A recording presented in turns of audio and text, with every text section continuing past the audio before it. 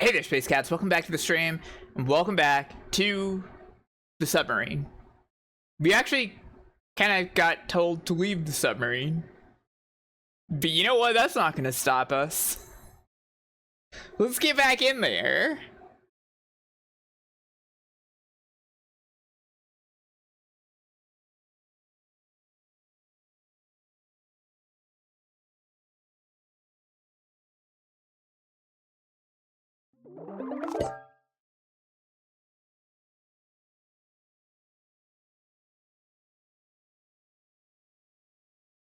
I will never leave the submarine. You can't make me. I'm staying here with the rest of you. I really feel like the voices could be even higher than they were, but whatever. It's probably fine. Let's get back in here. Chapter 3. Secrets of the Martuga. Hey, buddy. Been a while. What? It's boy, by the way. Shut up, Grim. No, it's buoy. Yeah, agreed, Sally. Agree to disagree? Disagree to disagree. It's the foredeck. Looks about the same as before. The before deck. This makes a little more sense. But- Yeah, we got I that. don't think so. Then I guess It's the it was same. the Drummond, I think his name was? The shipyard guy. Unlikely. Missed the aft deck. Hey, we forgot to go check it out. Yeah, we should really check that out. TBH. We didn't forget. It was underwater until about 2 minutes ago. Oh, yeah. I wonder if we can do that. It's sunset. It'll be dark soon. Yeah, it's hard to keep track of time when you're down there. We were down there all day and I barely felt it. Hey, what's this? It's the foredeck. Looks about the same as before. Okay, not important, I guess. Can we go over here? Okay, so they're all down here. Oh, okay. Checklist. Interesting. Probably shouldn't go through there if we can.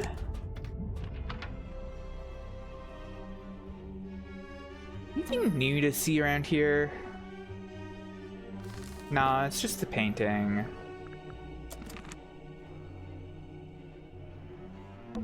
It's like an old-fashioned drawing. I don't see any drawings. It's Yeah, shaped this is like- the same.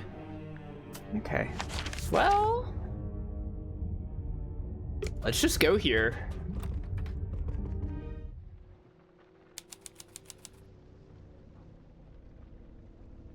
Looking cool, Sal. We arrived at the submarine just before sunrise. And now it's sunset. Yeah.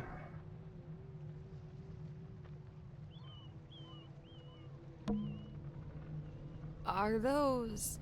They can't be. Wouldn't they get washed away? It almost looks like they're burned into the wood. Huh. They're permanent. It's like the mark that Martuga has, right? That's not what I meant to press. Yeah, he's got that burned into his shoulder.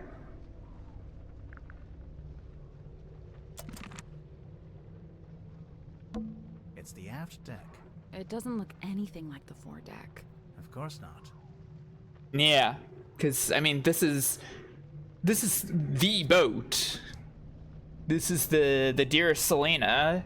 It's just been grafted onto the submarine. The voices seem quiet. They don't seem quiet to me, is the thing. I will turn it up more. It's the aft deck. What's this? It doesn't look anything like the foredeck. Damn, yeah, it's really not like hitting very high. Of course not.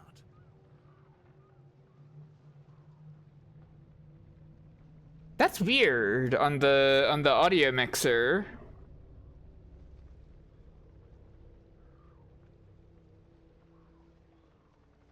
Hang Hang on. It's the aft deck. It doesn't look anything like the foredeck. Can I get this? I have it, like... Of course not. Is this better? It's the mast. It's been snapped in half, and it's leaning to one side. A bad storm, maybe? Can't tell if it's any different. It's quite... How is that possible? Literally, how is that possible? It is so loud for me right now. Let me check my freaking audio settings.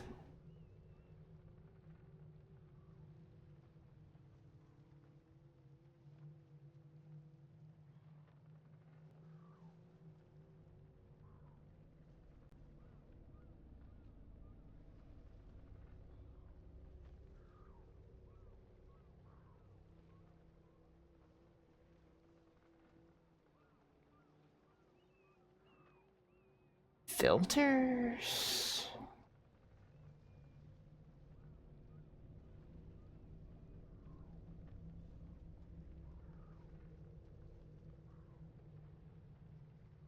I don't know why this would be being picked up so incorrectly, because like I don't have like a complicated mixer setup or anything. It's just desktop audio and microphone audio.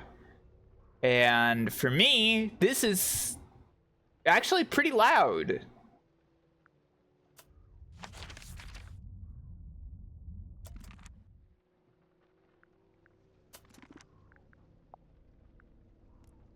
It's like at the max. I have it at the max on the mixer.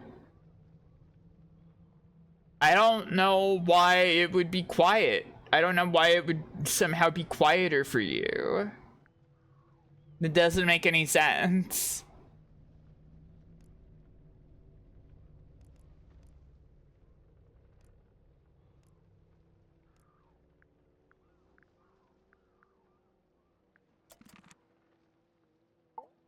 We arrived at the submarine just before sunrise.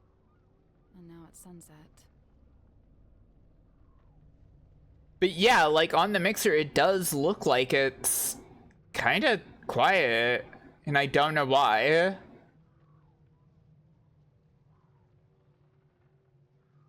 It is nothing?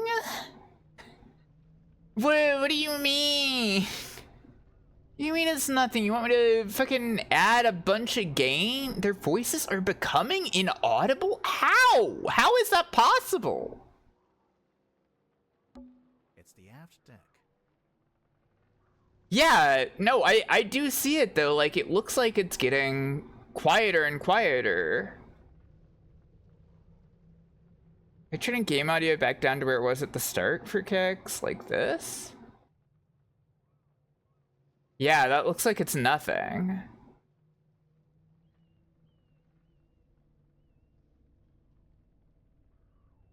That looks like it's nothing now.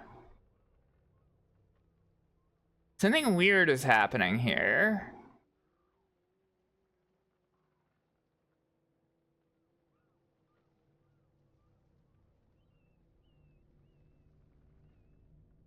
Why would it do this? Let me check something.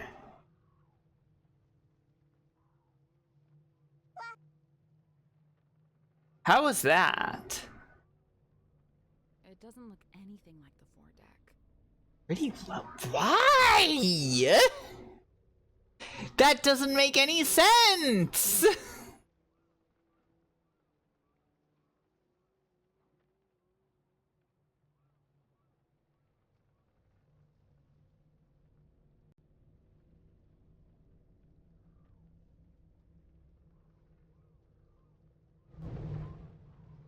What do I put a bunch of gain on this shit?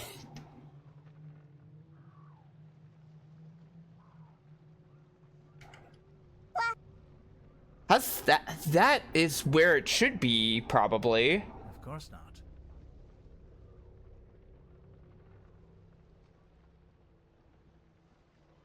Something's going wrong here. I am literally adding like 20 decibels of gain right now. Holy.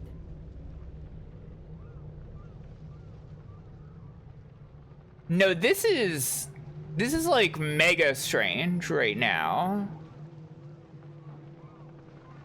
Game sounds way better. Okay. Grimoire, there's a giant wooden woman tied to the back of the submarine. That's maybe too loud now. One sec. I was wondering if they kept this. How's this? Is that better? Okay. I half expected to find it inside the submarine somewhere. Well, I'm probably gonna have to look into this. But at least it works for now. Keep me appraised of how the audio sounds for you all, okay? If anything changes, it somehow becomes quieter. But it's too big to fit in the storeroom, I guess. It's the figurehead. Yeah.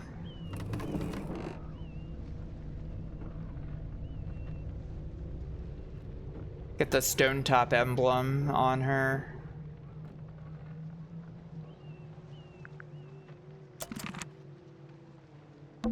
What's this? I don't know what it's called, but I think that's where you attach the wheel.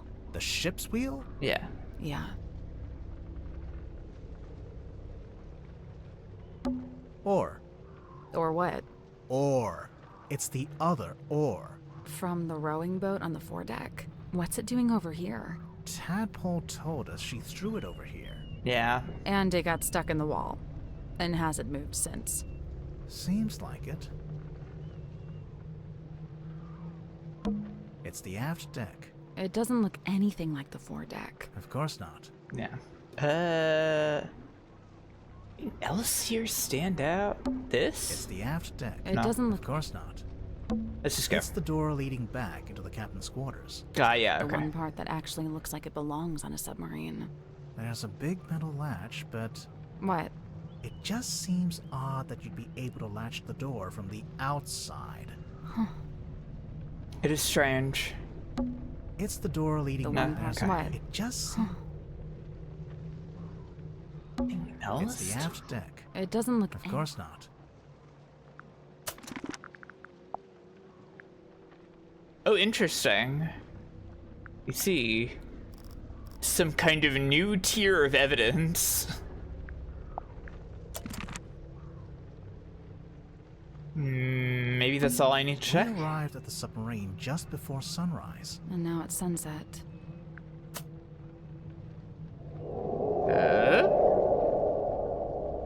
That was loud. What? Hmm? You just said something. No, I didn't. The sounds from the deep again. But.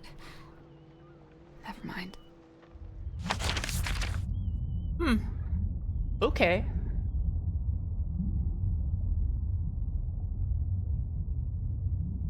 Okay.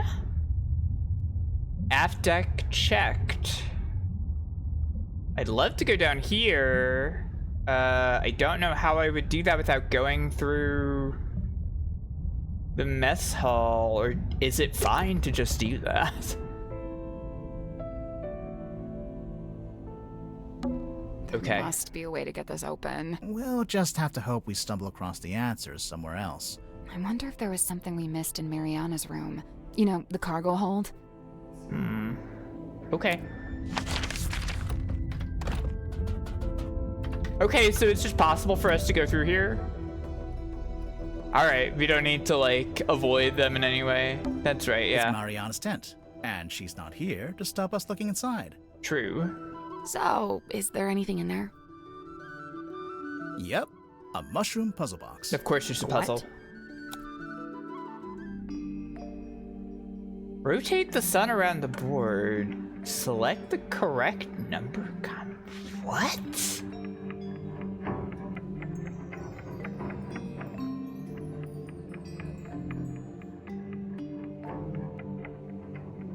I think I get it.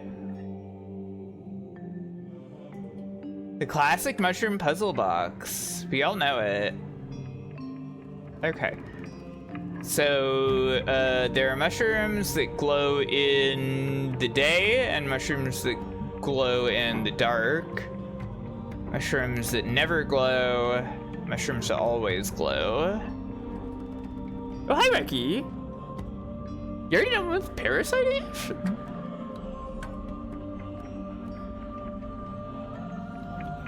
Let's see. Gotta count this shit. Okay.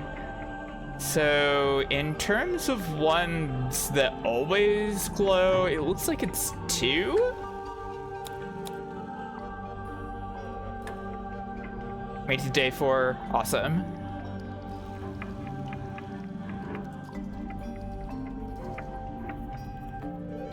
Ones that glow in the dark. 3, 5.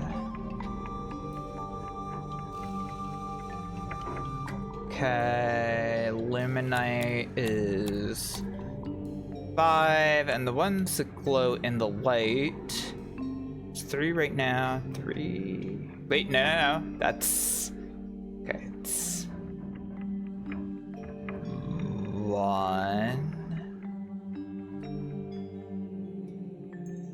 2, 3. Looks like. And ones that never glow.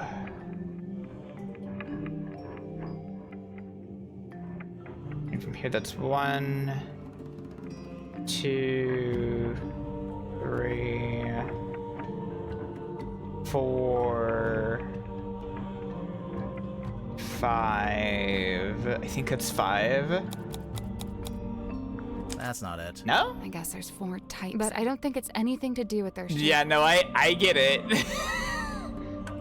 What did I get wrong here?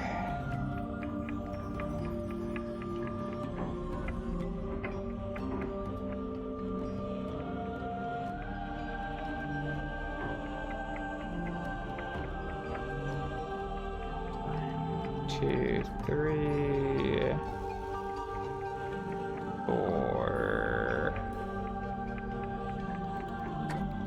I think that's what I messed up. There we go. Yeah. Nice. It opened. What's in there? It's a little plastic thing. A little plastic thing? Oh, wait, I know what this is. It's a tape from Mariana's dictaphone. Yeah, it kind of seemed like there should be a second one.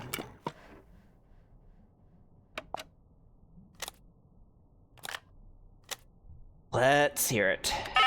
Oh, that's loud. Hello, who's this?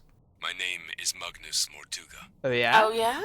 Just happen to have That's what my I said. number, do you? Listen, buddy. I'm not lying to you. You and I share a mutual acquaintance, and she has informed me of your skill set. I wish to hire you, and I believe I have something I can offer in payment. I'm listening. What are you after? I'm in need of information. Information about a woman named Felicia Stonetop. Felicia Stonetop, huh? Blank? Blank? Scary? I really don't know why you're here. This doesn't concern you. Even if it does, it is wholly unrelated to our unfortunate voyage.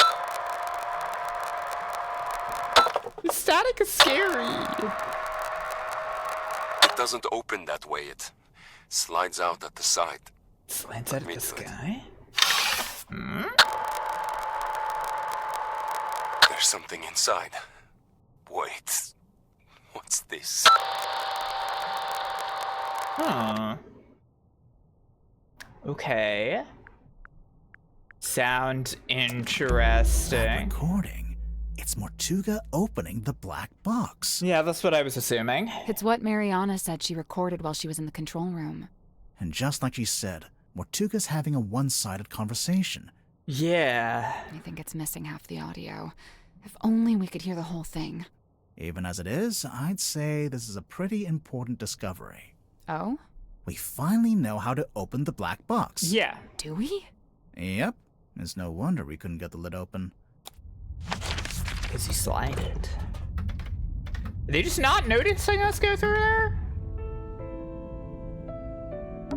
Maybe there is a way to open it after all. It slides out at the side. Let me do it. I see. There we go. Okay.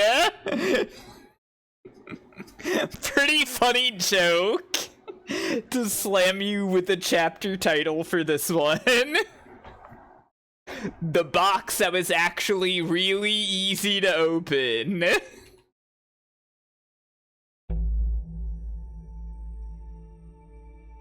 Dusk family emblem, another movie reel, and a scroll. Is that the rest of the map? It's an envelope. Mourning envelope. The black edge mourning envelope found in the black box. Been ripped open at the side and is currently empty. Governor Faustus Fellow and Selena Stonetop, Governor's Manor, Fellow Estate, Ponder Hill, Silkworm on Sea. Interesting. There seemed to be some kind of imprint of scissors. It's empty. Those black edges. Yeah, it's a mourning envelope. Is this a thing? Do people do this? It's used to send news of someone's death. It's a scroll. Yeah, this is the rest of that. Aha! The coral is part of the mermaid's tongue. And the Selena Stonetop signature there. Yeah, it seems like it's an old-fashioned thing. Though this isn't exactly taking place in the past. I know you wanted the coordinates, but I don't know them, so this is all you get. If you don't know how to make use of it, that's your problem, not mine. We put it all back where we found it, with the exception of the key, which, as you're well aware, has been safely around my neck ever since. Now remember, it destroyed my father within a few short years. He was a man of sturdy constitution, too. Or he had been. Before we found it, before she spoke to us. A wise man would simply put the entire thing out of his mind. Selena Stonetop. Yeah, this thing, the mermaid's tongue.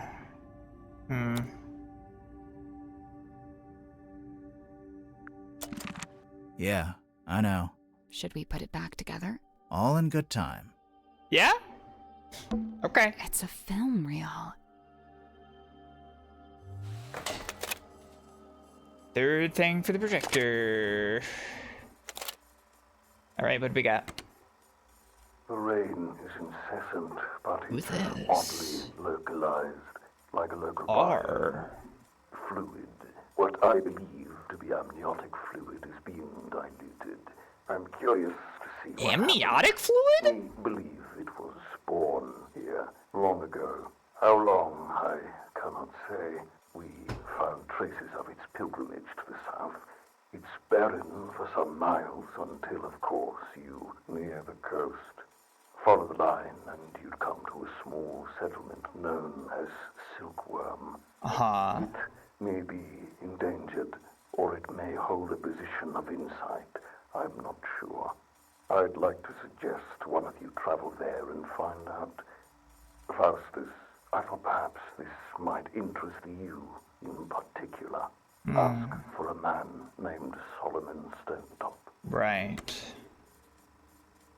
Okay.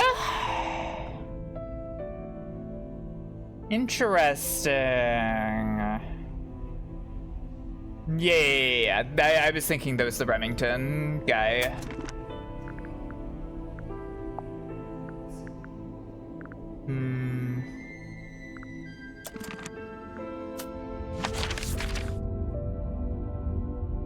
Okay. Taking care of all that. Where else should I be looking without people around? Could press this. Now Cynthia's not here, we can finally take a closer look at that jacket. Oh, the sunset in the water with the submarine not like super submerged looks very beautiful. Very nice. We could, but it's still locked behind glass. Now, there must be some way to get at it. Well, there's an electronic panel over here. Some kind of switch, maybe? Yeah. Puzzle. Hooray. Yeah?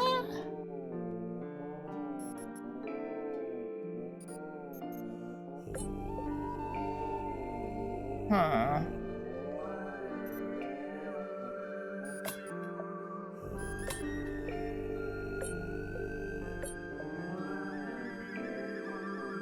Huh. Let me,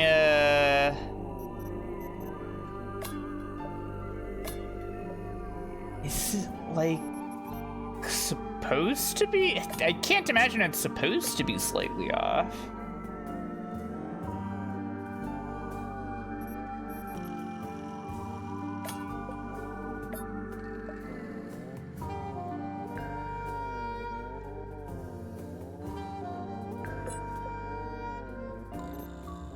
These both seem like they... Huh.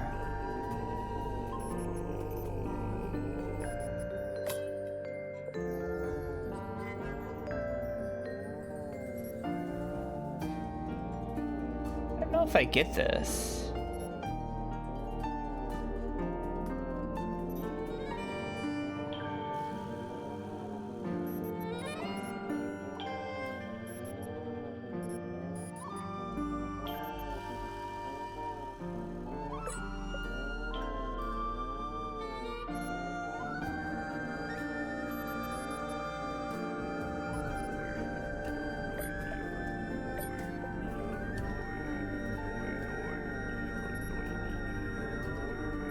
Huh?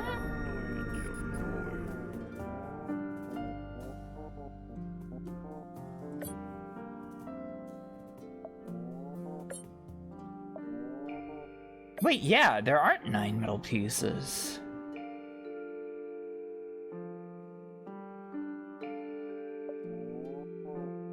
Oh! The circle parts can be moved. I see. This makes a little more sense.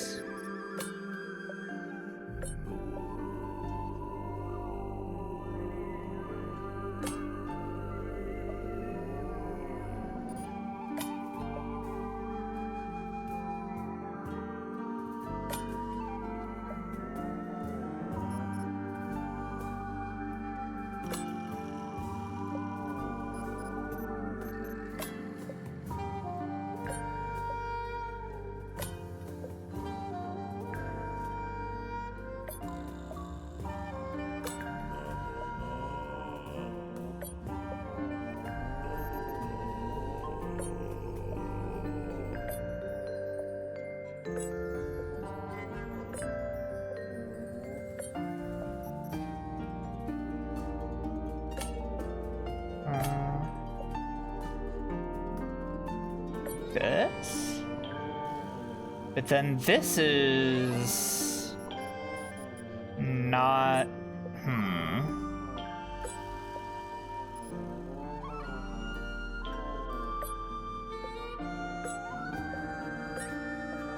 Maybe this is wrong.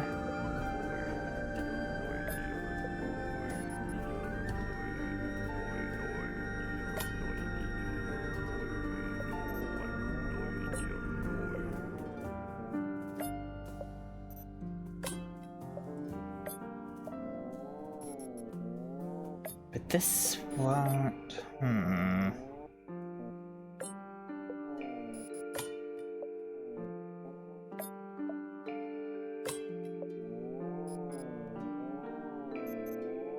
Interesting way this overlaps. Yeah, that's not working out.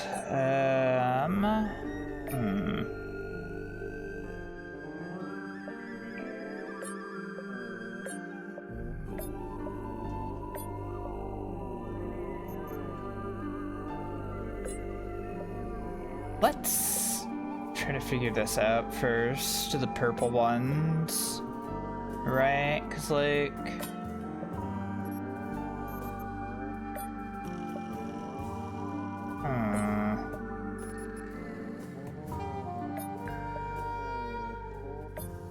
The way that these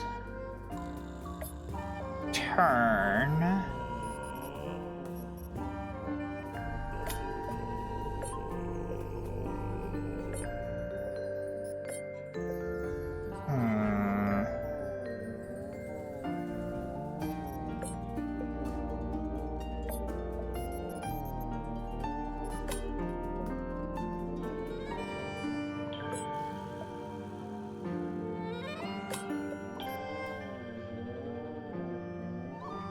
like these are like so similar in how they turn. It seems really hard to get them in anywhere.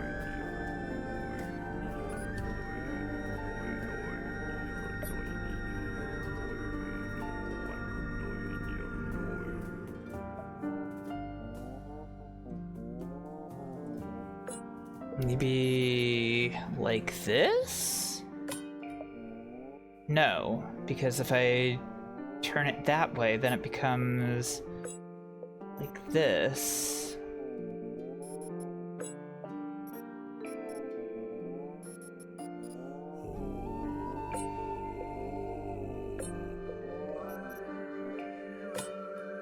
Puzzles are hard.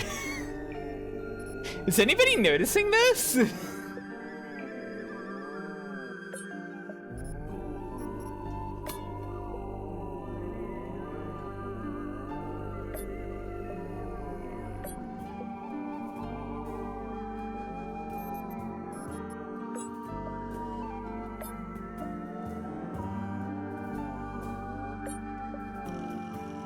Not yet, yeah. We're all silent, which means we all figured it out. I'm sure. How about this?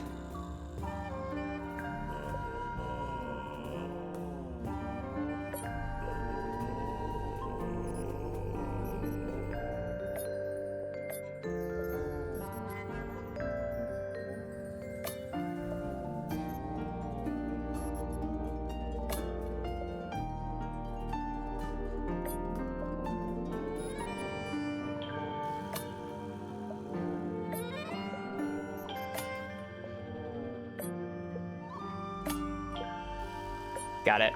That's the one. Good job. Okay. It looked like you were intentionally not doing that. Yeah. It wasn't really intentionally, I just wasn't thinking about it. So what's this back here? Hey, there's a mosaic on the wall here. Yeah. Nope, it's a mural. Rats. You know, either way.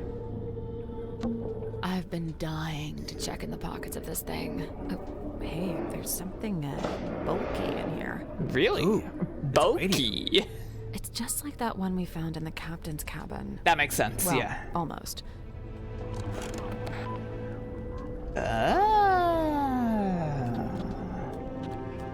The mother and daughter.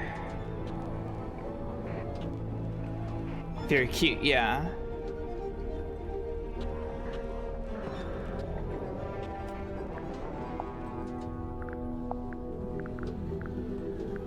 Okay, that just updated the previous bit of evidence, looks like.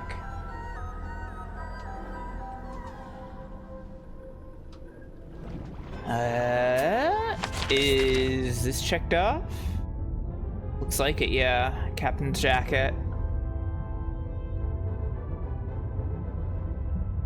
I've got to be honest, I really am tempted to just wander into there, but we definitely need to look in here.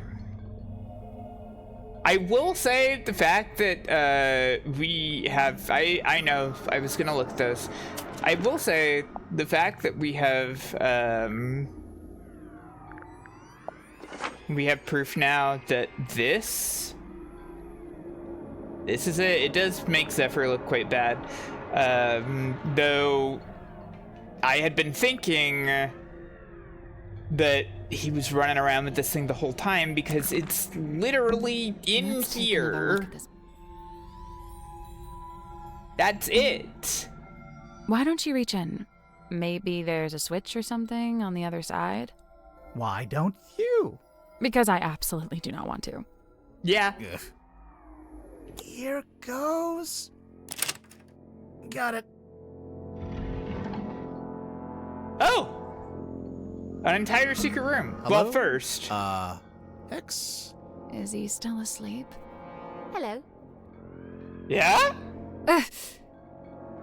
Sorry, you startled me. Hi, Sim. Hex is my friend. I may be of help. Okay. I thought you were supposed to be in that other room, Sim. His thoughts and memories are rot visible upon his skin. Surely you wish for him to think upon the last time he saw Magnus Mortuga. Yeah, sounds good. What's she doing? She's just tapping the glass. Shh. It is done. Yeah? Thanks. I was never here. Okay, bye, Sim. Right, where'd she go? She's so helpful and nice. It was a little creepy when she showed up like that while we were sneaking around, but she's so helpful and nice. Never mind that. Take a look at this.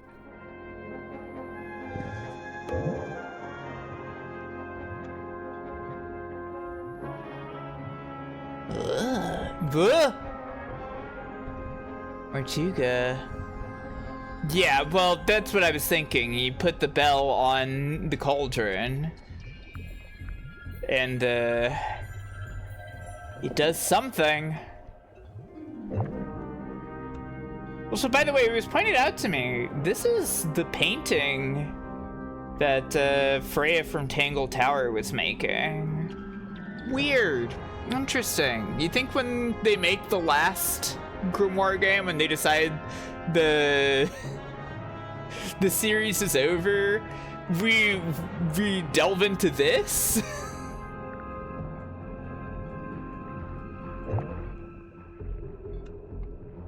Very interesting.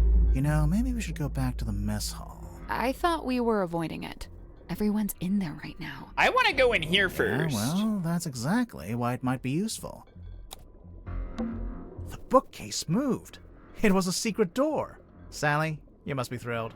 My secret door quota is well on the way to being met. The secret room. Yeah, okay.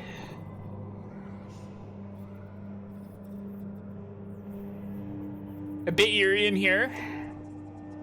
Let's just click on it. Is that what I think it is? I want to take a closer look at it, but it's locked behind glass. There's a bunch of little skulls down here. Is this the puzzle? Yeah, okay. Hang on. Gonna rest my brain. Let's look at the rest of this What's shit that? first. A letter? 2 letters. Stone top in for Magnus. And this. Interesting. Dear Zacharias, how is your research going? Have you made any new discoveries about dreams? Silkworm has been quiet recently. I may be going on a trip soon. An ocean voyage! Felicia's been trying to get a hold of a particular map. She says it will lead to something really strange and interesting. She says it is something that could change our lives. I am apprehensive about it. I think I like my life the way it is. You know what? That's a little fair, Magnus, given everything that happened after that.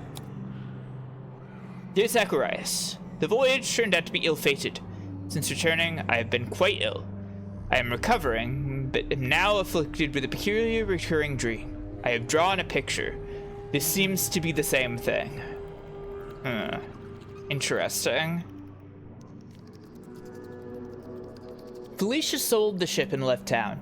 I believe she took the opportunity to do these things while I was bedbound so that I could not argue with her. I cannot fault her this strategy, for I would have demanded answers from her had I been able. Interesting, I kind of assumed that she had just disappeared into the sea. In pursuit of the answers I seek, I have entered into a peculiar agreement, and soon I too will be leaving town. In fact, I'll be staying on board a submarine for a time. And now the reason for this letter. I would like to request that you accompany me on this venture. You could bring your equipment and continue your studies on board. There's plenty of space. The voyage may even afford you unique research opportunities. If you are willing, return to Silkworm as soon as possible. When you arrive, I shall already be housed on the submarine moored in the dock. Important.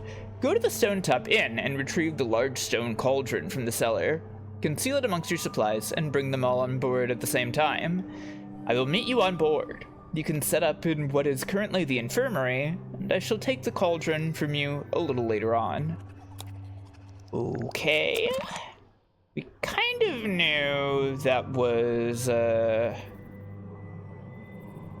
setup, but not the full extent of what was going on there. Oddities. Knickknacks. Doodads. Assorted anomalous artifacts. Okay. So, it's a unicorn skull? Pretty big. Slow down. Could just be a narwhal. Not with teeth like that. A narwhal's horn is on the end of its nose. Oh, yeah. That too. Unicorn it is. I don't know what this is, but I can't seem to look away. Sally. Hmm? You are getting hypnotized. Really? Cool. Okay, Sally. This looks like one of those metal masks they used to make prisoners wear. Yeah. When did they do that? You know, the olden times. Oh, see you later, Tangle Gemini. Right. Hang on. Is that? Yeah, it's Boggy. The swamp monster from Boggy's Bog. Don't panic, it's just a wax model. We can't seem to get away from this guy. Reference to the first game, I presume. Is it a mask? I'm not sure. But if you laid it down flat, you could use it as a sundial. I guess. Hey, it's a crystal ball. On a normal day, that'd be worth a look. But I think we've already hit our crystal ball capacity. This? It's an armillary sphere. Usually the rings are set around the Earth or the Sun, but this one has a little clawed foot in the center. I don't have the mental capacity to consider the implications of that. He's all just Bottles. Yeah. Of what? No, you know, stuff. Yeah. What trinkets? Keepsakes. Curios. Ephemera. Yeah, good one. Pretty good, yeah. Oddities. Okay. Knickknacks. Doodads. Assorted. Nice. This? Oddities. Nope. Knickknacks. Okay. Doodads. Assorted. Nice. All right. There's a bunch of little... Let's do the puzzle.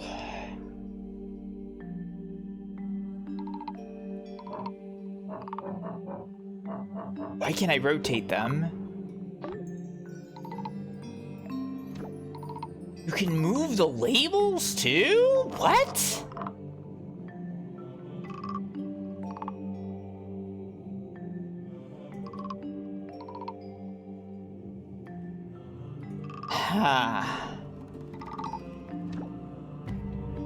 Can swap them between these as well. That's probably what we want most.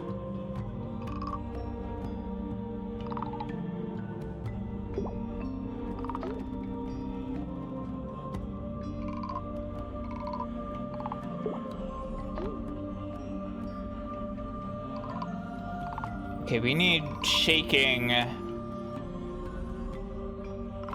to what?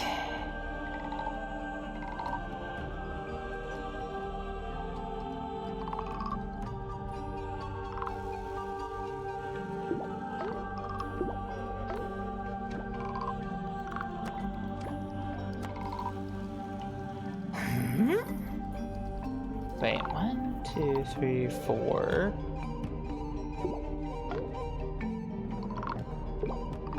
This doesn't have...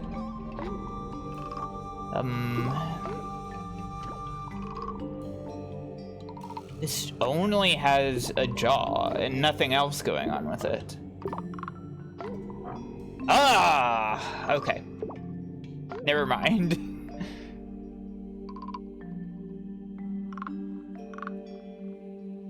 It does seem rotation is important.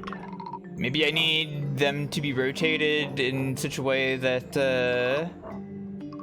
it completely matches the label? Seems a little silly. Problem, eyes don't seem to be, well, maybe there's, aha, a secret eyeball. Okay.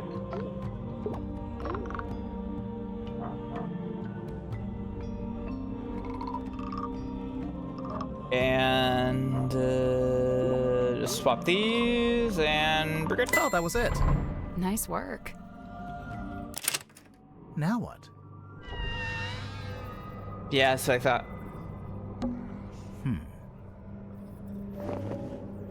Into the evidence pile. The mermaid's tongue. Strange leather mask known as the mermaid's tongue. It was found in the cabinet of curiosity. I guess, well, This is a mask.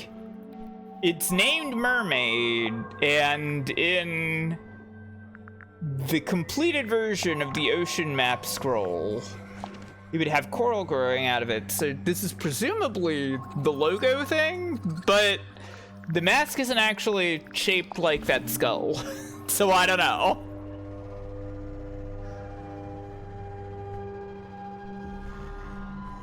I was thinking that the buoy is extremely similar looking to this thing. The fact that the buoy was marking this thing's location feels highly relevant. But we have it now.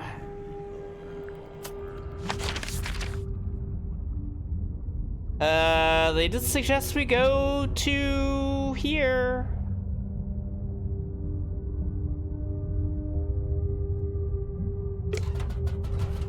Let's go. Everyone's in here. I don't think they've spotted us. You're just not paying attention, I guess. Let's stay back here. Maybe we could listen in on what they're each talking about. Eavesdropping. Okay. I never used that word, but yeah. What are Simonson doing back there? Talking to Hex. Uh-huh. But how it's still in the pocket of Mom's jacket. Right. Could go out on the art day. Most of what I've done. Okay, so they're basically just all talking about the checklist items, I guess. Tadpole? Wouldn't let me swim in her pool. Yes, the iron belt really not related to the crime. Seems pretty related. It does mean somebody moved it. Maybe I should start locking my door when I'm not in there. Safely concealed, I'm okay. Why is he just talking about that out loud to himself? Sure, I recorded Mortuga opening the black box. It's so funny they're not even like talking to each other. They're all just like loudly talking to themselves here right now. But okay. Let's go look at the bell first. Maybe it's time we took another look at this iron bell. Yeah, I like So, that everybody's we've there. been It's calling nice. it a It's bell cute. this whole time. Not a bell. It's not a bell at all. It's a mechanism that connects to another clue. Yeah.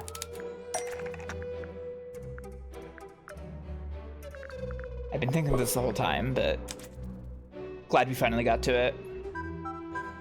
This thing pierces the lid to destroy the cauldron.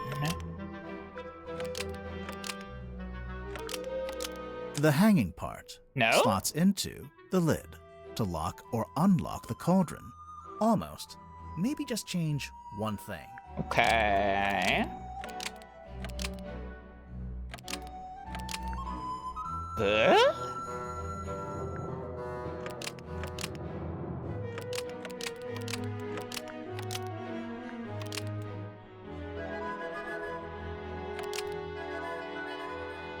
Oh God!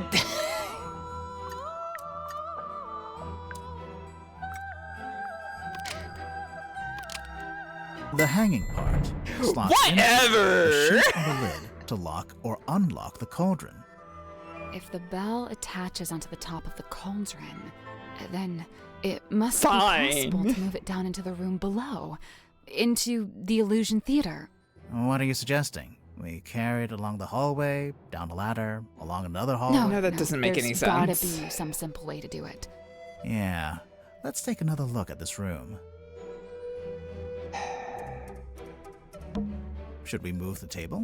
Yeah. I'll let you do that. Should we move the rug? Yeah. Me again, huh? Should we move the lid? I can take this one. Wow, thanks. It's open. Looks like it's exactly the right size for the bell to go through. Makes sense. So what now?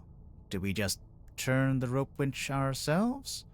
I guess we could, but it's probably easier if we use the handle. I don't see a handle. That's because it's not in this room. Right. Ah.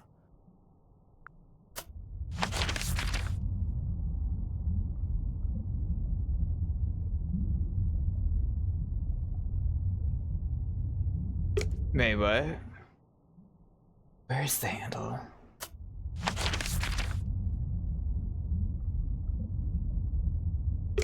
I mean, isn't it in here?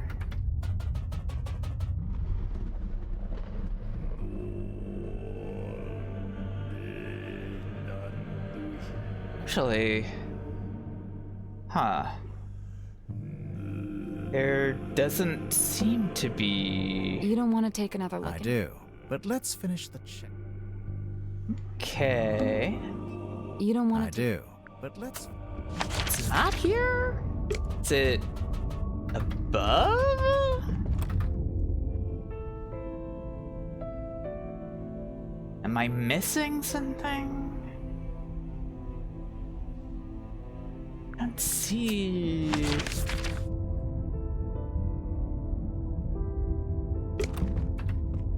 the handle. So what now? I guess we could. But it's probably easier if we use the handle. I don't see a handle. That's because it's not in this room. Ah. I don't remember the handle. I don't remember the handle.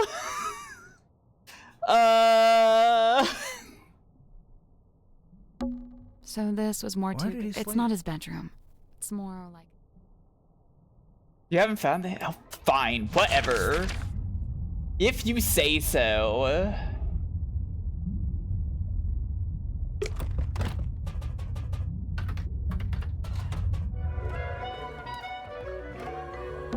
It's a ladder. It doesn't go anywhere, though. I imagine it's for lowering into the hole so you can climb down. Oh.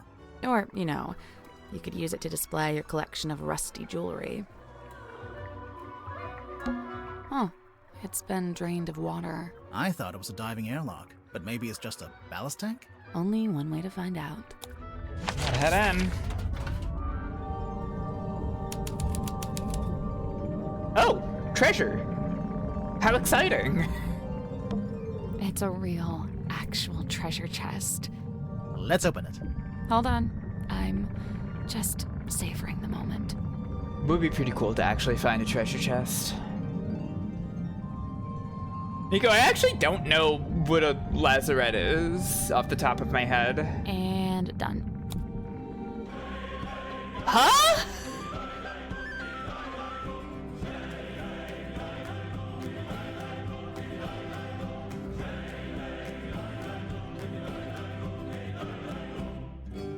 What do you mean?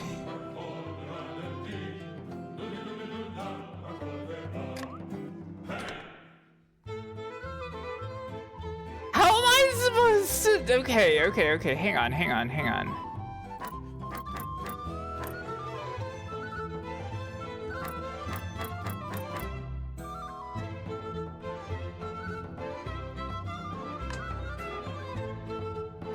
There's obviously something I don't understand here. Nope. I gotcha. We're playing Mermaid Mask. There's some kind of pirate puzzle. So there's 12 big keyholes. Those are for pirate keys. And each pirate key is itself a keyhole for the smaller flag keys. I noticed the pirates can rotate too. Yeah. Oh my god, wait, you can move the flags? How am I supposed to understand it? What is my clue here?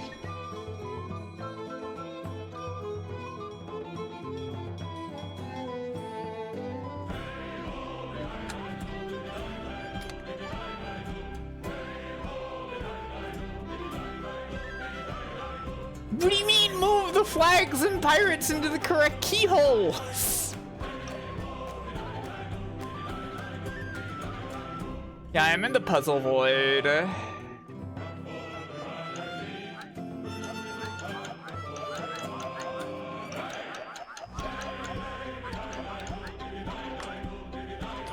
I will never calm down. You literally can't make me do that.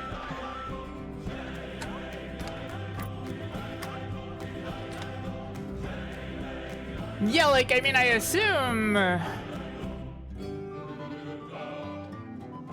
I assume the flags associate with the lighthouses. But... Oh, wait.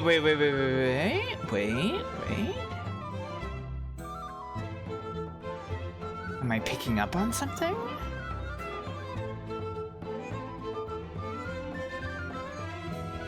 No. There's nobody with 3 stripes.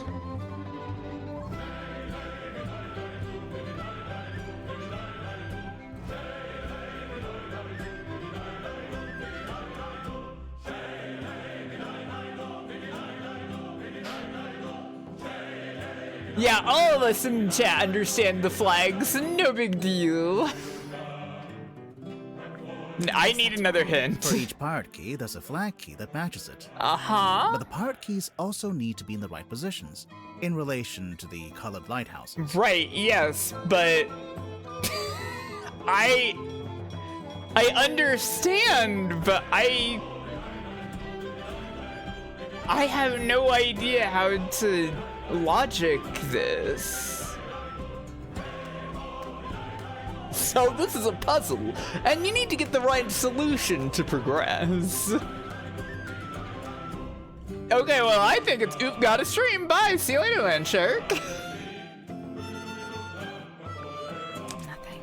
I think the flags represent views, as seen by the pirates. Mm-hmm. Specifically, when a certain pirate is looking at a certain lighthouse. What? Okay. Okay, so this guy... Telescope. This guy's eyes are being covered by his hat.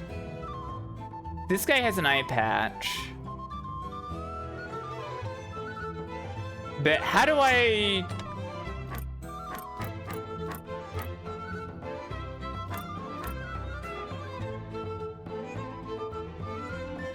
Huh.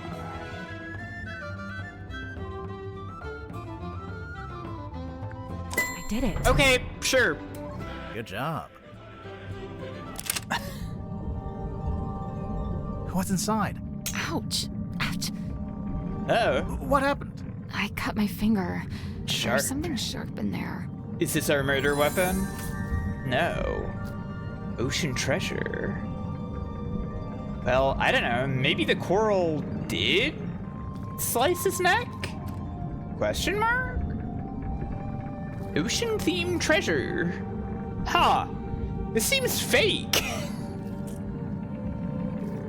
Why would it be so perfectly themed like this? I guess it was the coral that's sharp. It's weird. It's like a crystal. Okay, so the coral was on okay. The mermaid tongue was in the cauldron. The coral was on that. It somehow was used to kill him. Seeming like Zephyr? I don't know, but then why is all this down here? I don't know. What's wrong with you? It's actually treasure. Coins, pearls, gems. Standard treasure. You were hoping for something else? I assumed to be something weird. Something confusing. I mean, it's kind of confusing that it's just treasure, isn't it? Something to turn the case on its head, you know? I think the coral is relevant, very least. Oh, okay. Well, Tadpole's not here. Thus, you're free to start breaking her belongings.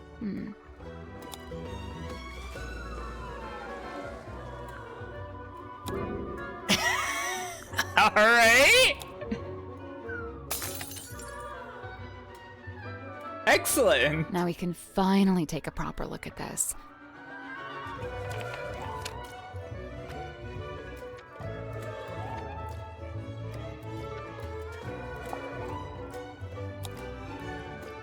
Moment within the bowels of the ship, lifeless body lies in the shadow of an ancient stone cauldron.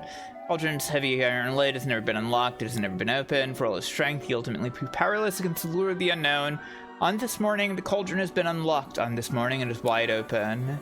There's the drawing. Here we go. It's the other part of the contract. But why? Why would this be on the contract? It is understood that Perdier commissioned a Mr. Donovan Drummond to construct the Martuga submarine by combining parts from two other vessels. Perdier claimed to have paid for this transaction alone, and thus was the legal owner of the Martuga submarine, despite its name. However, one Cynthia Seafoam has now provided evidence of how exactly Mr. Drummond was paid. It transpires that Mr. Drummond was paid with the deeds to the Stonetop Inn, which belonged solely to Party B at the time of transaction.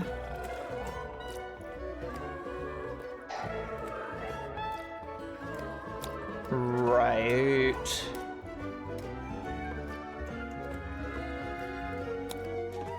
I see. So this is a pretty old situation.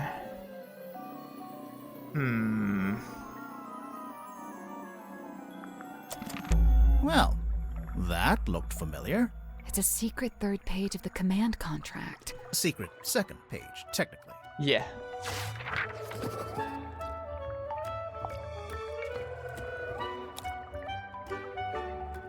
Perdier has been considered the legal owner of the Martuga submarine. Recent development has supposed that Party B is in fact the legal owner of the vessel. Should the Perdier commission Donovan Drummond to construct the Martuga submarine. Thus was the legal owner of the Martuga submarine, despite its name.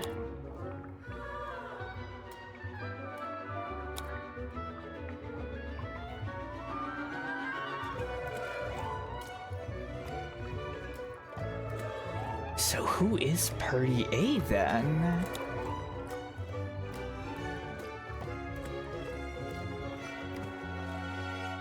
Yeah, Party B. Party B is Martuga.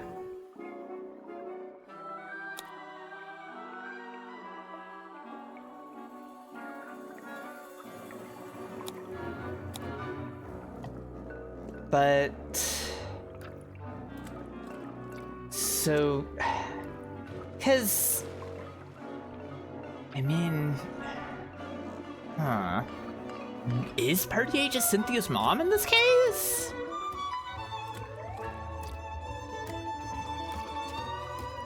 But she constructed the submarine originally, and it didn't have the boat parts at that point.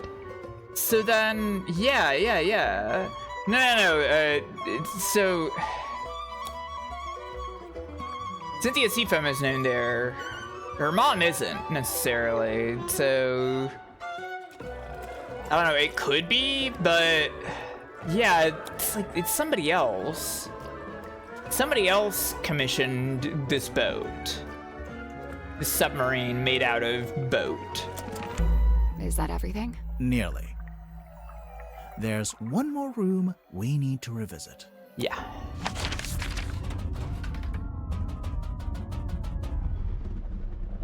Well, here we are. One last time. There must be some way to get the iron bell to lower onto the cauldron. Well, we probably want to better close it first. But this. Let's leave it shut for now. Okay, doesn't matter. Let's leave it shut for now. Okay, that doesn't matter.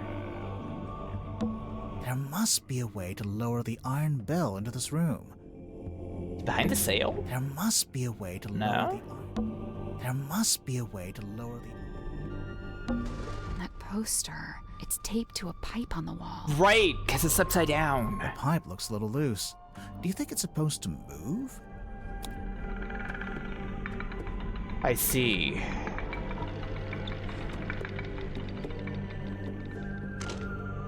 That makes sense. Here we are. What do you know? Fits perfectly. I didn't mean to click. That was a mistake. It does seem to be some sort of egg now. When the iron bell is placed over the cauldron, it can be used to lock or unlock the lid. Yeah. It could, if we can work out how to activate it. I mean, why would we need to do that at this point? It's open.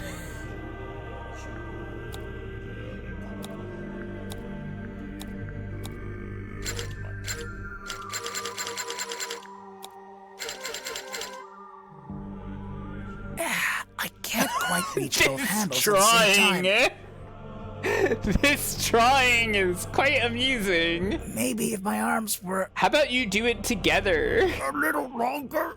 You know, you don't have to stand there with your face pressed into it. What if you both did it together? I'm not. Because there's two of us. We can take one handle each. Come on, Grim. Oh, right.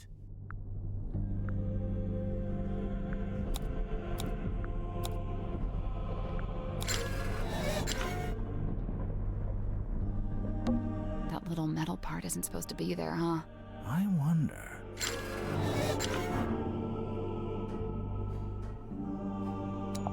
Fragment. Small metal fragment that was lodged into the iron bell. Huh.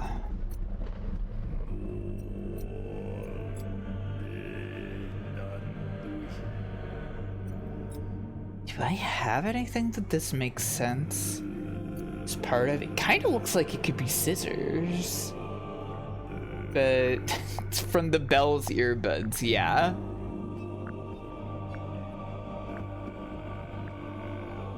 Huh.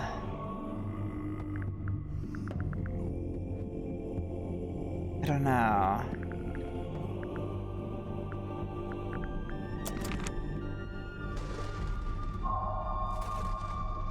Chapter 5. The Unveiling of the Illusion Theater.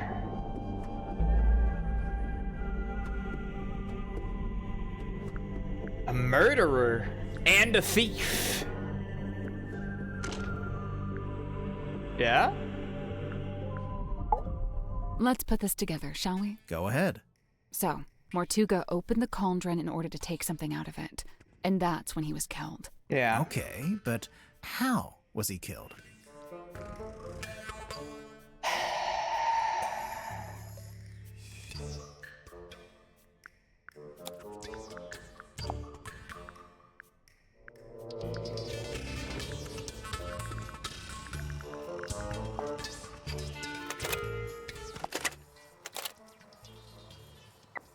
No, not this one. Wait, the.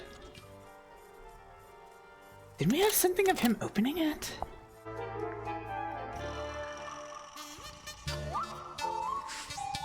Yeah, the music in this game.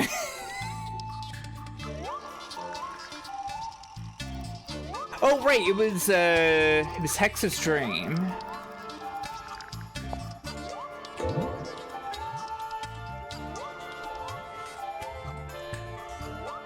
So he's closing it here.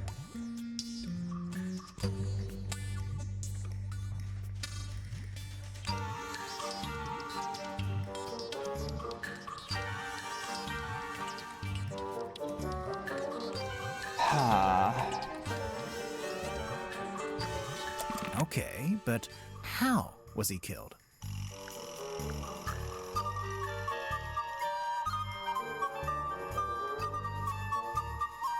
Do we just go with the thing inside? I'm not 100% sure on this. The thing inside the cauldron. On second thought, and Yeah, I that's didn't when he think was so. killed. Okay, but how was he killed? Is it the...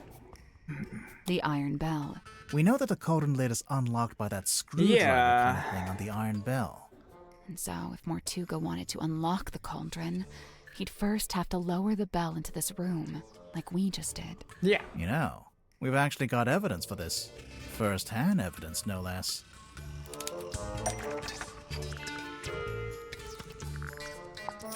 The poster. That's not it. No? Because it was upside down. Oh, the vision. Right. Hex Sorry. had a memory of seeing Mortuga through the window of the Illusion Theater. Oh yeah, look at that. The dark shape that lowers down in front of Mortuga. That's the iron bell. Yeah. Must be.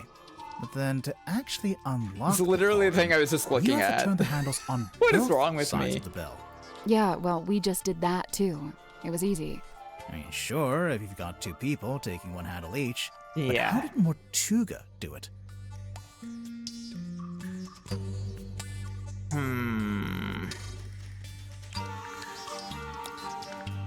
Could be that the metal thing in the bell is the special tool?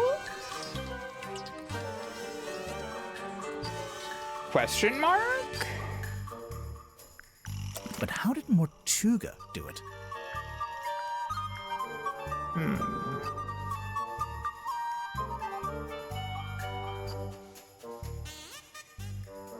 There must have been somebody else. He had help from someone else. Wait, really? You know, No? let's try that Okay. again. Then to actually Yeah, well, we just I did mean, that. sure, but how did Mortuga do it? He used a special tool. You sure about that? No, Really? not really. Then to actually Yeah, well, You just we did it by himself? Sure, but Okay. how did Mortuga do He did it by himself.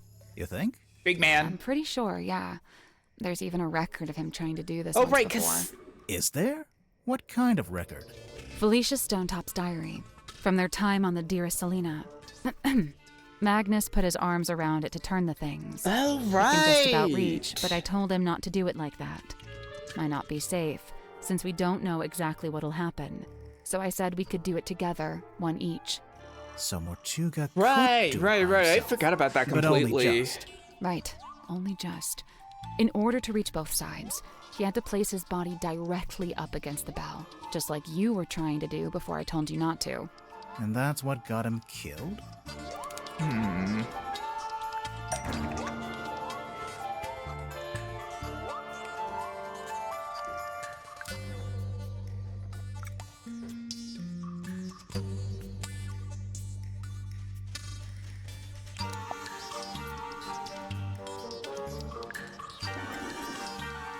I mean, it's gotta be, right?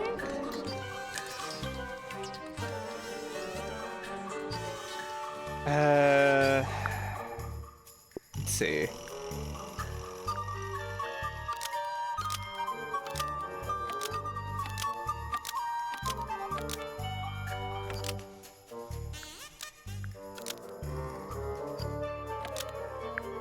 Metal thing was wedged into the iron bell to kill Mortuga when I rotated around. A metal thing was wedged into the iron bell to to kill Mortuga when it rotated around. Mortuga was cut straight across the neck when the upper section of the bell swung around. Right. We saw how fast it goes, and it's really heavy. It must have a whole load of force behind it. The little metal thing, it's not actually part of the iron bell. Someone must have put it there. Yeah. Right, the culprit, presumably, knowing it would kill But- Mortuga if and when he tried to unlock the cauldron. Only it's, kind of small. And Even if you did press kinda up against the missing bell, a I'm not sure sharp it's long enough part. or sharp enough to cut you. Yeah.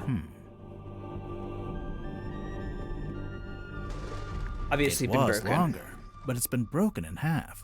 The part sticking out of the bell isn't the complete murder weapon. It's a fragment left behind when it was broken, presumably when the culprit took it back out. A fragment of what? A knife?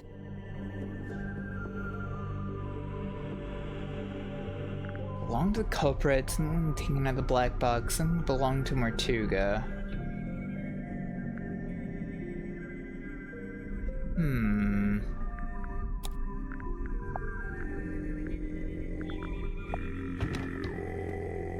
Something taken out of the black box, huh? I don't really know. No, yeah, the scissors that were in the envelope, A right? fragment of what? A knife? I was saying they were like scissors. Something taken out of the black box. Yeah. The imprint. The envelope's empty now, but there's an imprint of what was in there when Mortuga first opened the box. It's pretty clear. You can see exactly what shape it is. Okay, It's but scissors. what is it? It's And why was it in that scissors. envelope? A pair of scissors. Yeah, let's do the the envelope. envelope. It's not scissors? It's pretty clear. You can see exactly what shape it It's is. basically Okay, scissors. but what is it? And why was it in that envelope?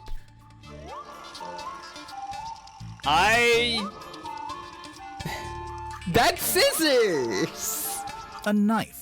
Really? It's a pretty clear. You can see Okay, but what is it? And why a would necklace. Am I forgetting something right now? I'm blanking on something clearly. Oh, wait, the figurehead. Yeah. I was completely blanking on that. I didn't even pay attention to this thing. That is the same shape.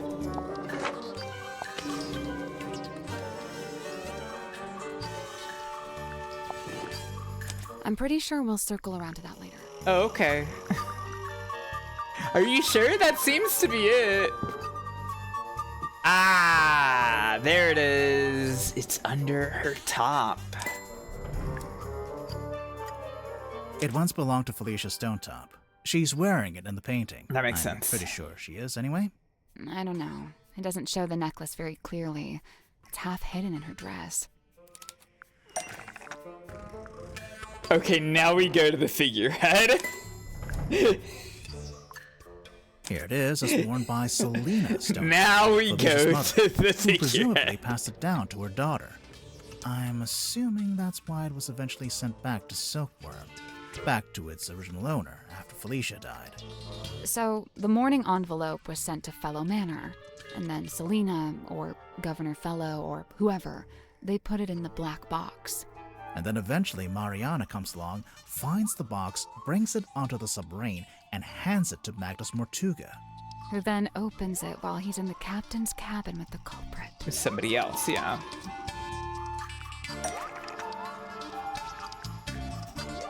That's the second one. Is this on 4? Yeah, the one with the scary sounds. I really don't know why you're here. This doesn't concern you. Even if it does, it is wholly unrelated to our unfortunate voyage. It doesn't open that way. It slides out at the side. Let me do it. There's something inside. Wait. What's this? What happened next? Well, Who we know was it? Mortuga didn't stay too long in the captain's cabin. since Mariana told us he came back into the control room. So, maybe Mortuga left the culprit in the cabin with a necklace? And that's when they could have wedged it into the side of the iron bell. Seems so that odd. if Mortuga Why would he attempted to do unlock that? the cauldron by himself. It would be the last thing he ever did. There's something I don't understand. What? Mortuga opened the cauldron in order to take something out, and that's when he was killed. Right. So why was the cauldron empty? The culprit stole the contents of the cauldron. This That's the is only way to explain certainly Dr. But how did Zephyr. they get to it? How did they get to the cauldron? You mean because the room was locked? Well, not technically Is it all locked, just him? but Mortuga turned the wheel to shut the bulkhead door from the Or are there inside. two And he culprits? shut it tight, probably as tight as he could. And by all accounts, he was pretty strong.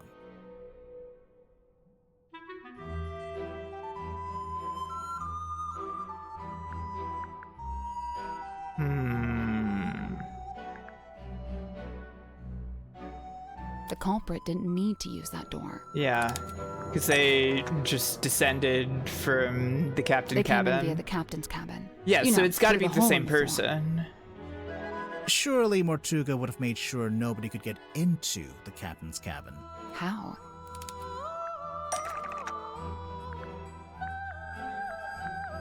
The key.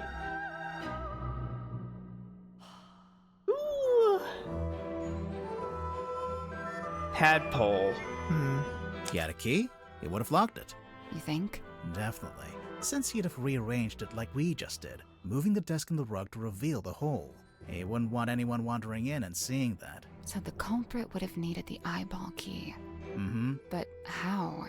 I doubt Mortuga left it lying around. He probably took it with him.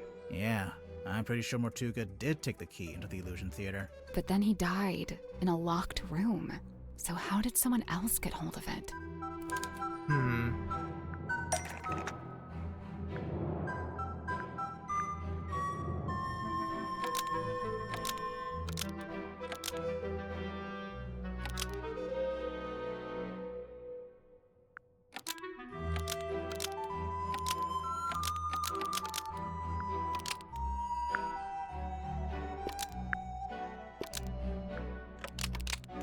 In the bilge? The eyeball key fell through the vent under the cauldron and landed in the bilge. It fell into the bilge. Remember how it smelled kind of weird? That's the bilge water smell. So the eyeball key just happened to roll across the floor and into the vent? No, it didn't happen by accident.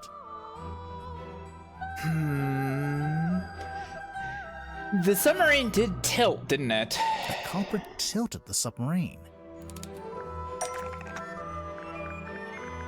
I'm not 100% on how they did this. I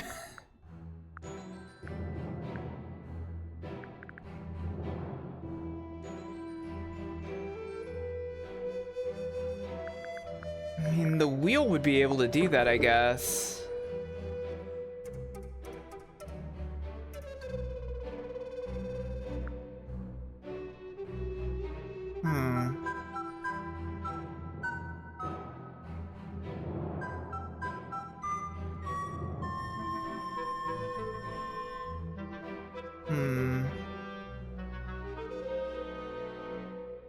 Could it have been her?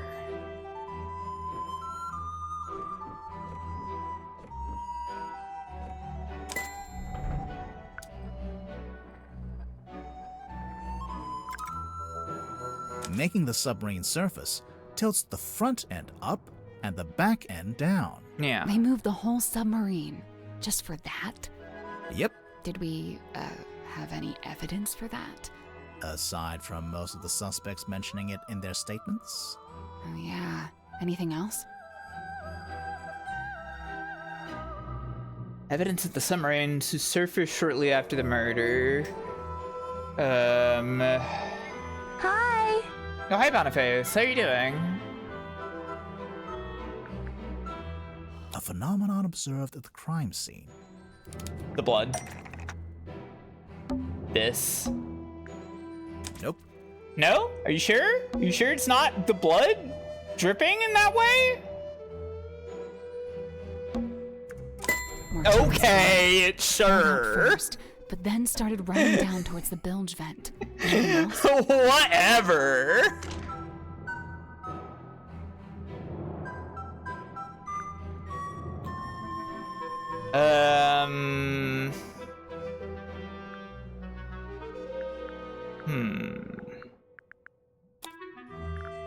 Anything else?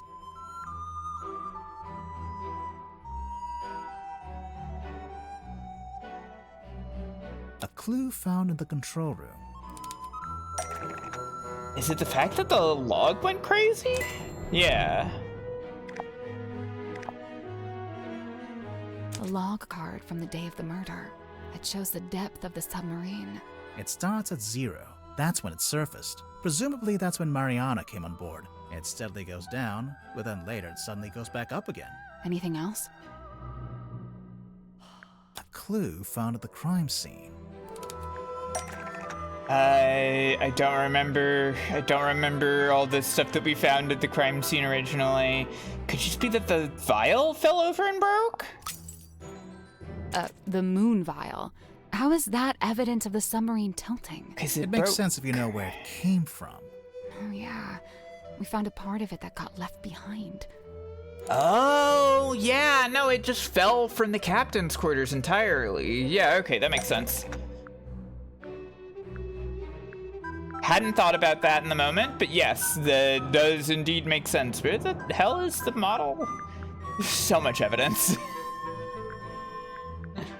There's so much stuff to sort through. There it is.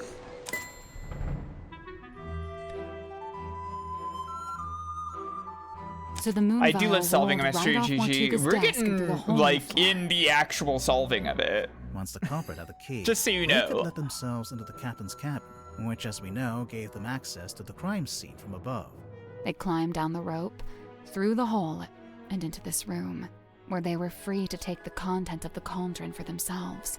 Although, to get out, they'd need to climb back up the bell rope, meaning they'd have to leave the Illusion Theater with the iron bell still lowered onto the cauldron. Yeah. Right, well, I figured they just turned the rope winch manually. I'm sure you could, even if it's not how you're supposed to do it.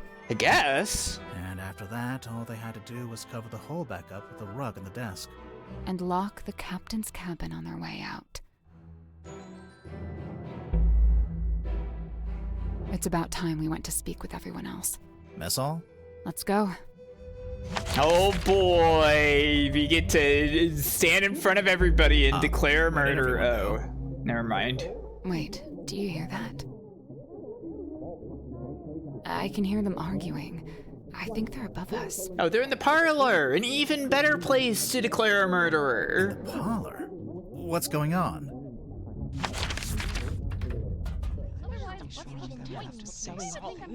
What the fuck is Dirk stands? Sam? To call us all into the parlor, but only to tell us that we're in some kind Look, I know this isn't ideal, but this is just Okay. how it needs to be until we can. Cynthia, you have visitors?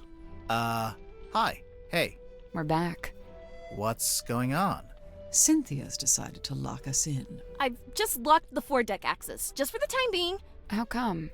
She may have gone mad. We're still assessing. She's worried the culprit will attempt to escape as soon as they're named. Oh, we're naming the culprit. Lovely. Been looking Classic forward to this. moment. We're still doing that? I thought Cynthia fired the detective dudes.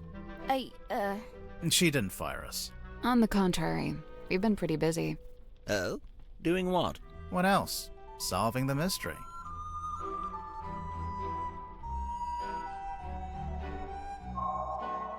Chapter 6? Okay.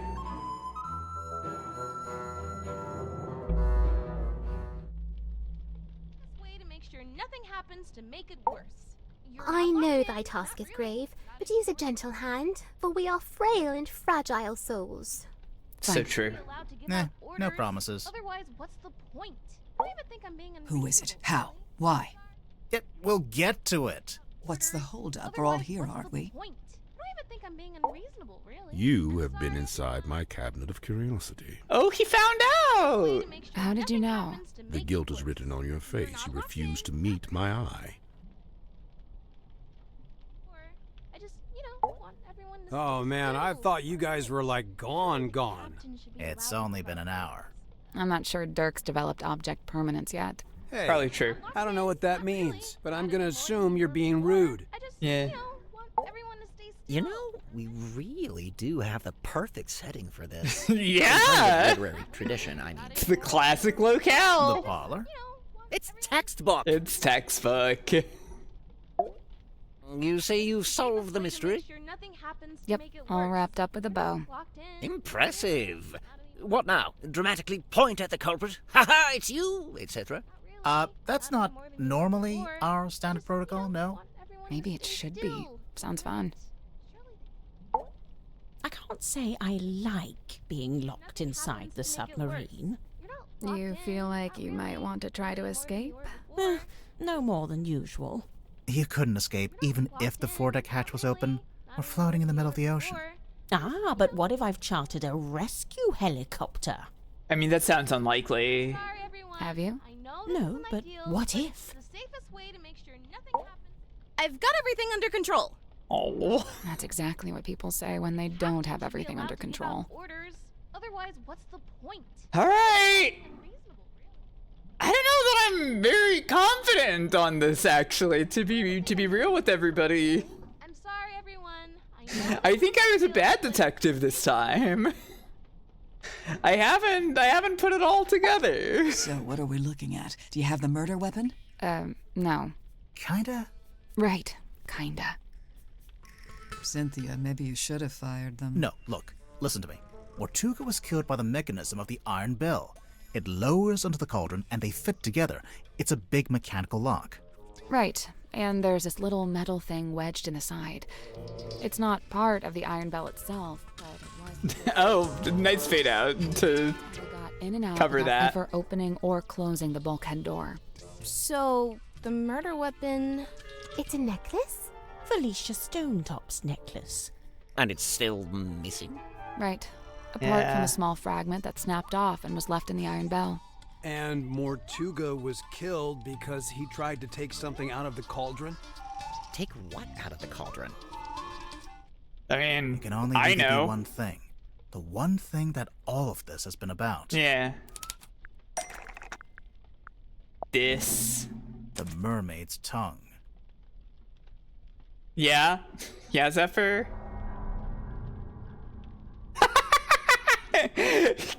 Really awesome with everybody just staring at it.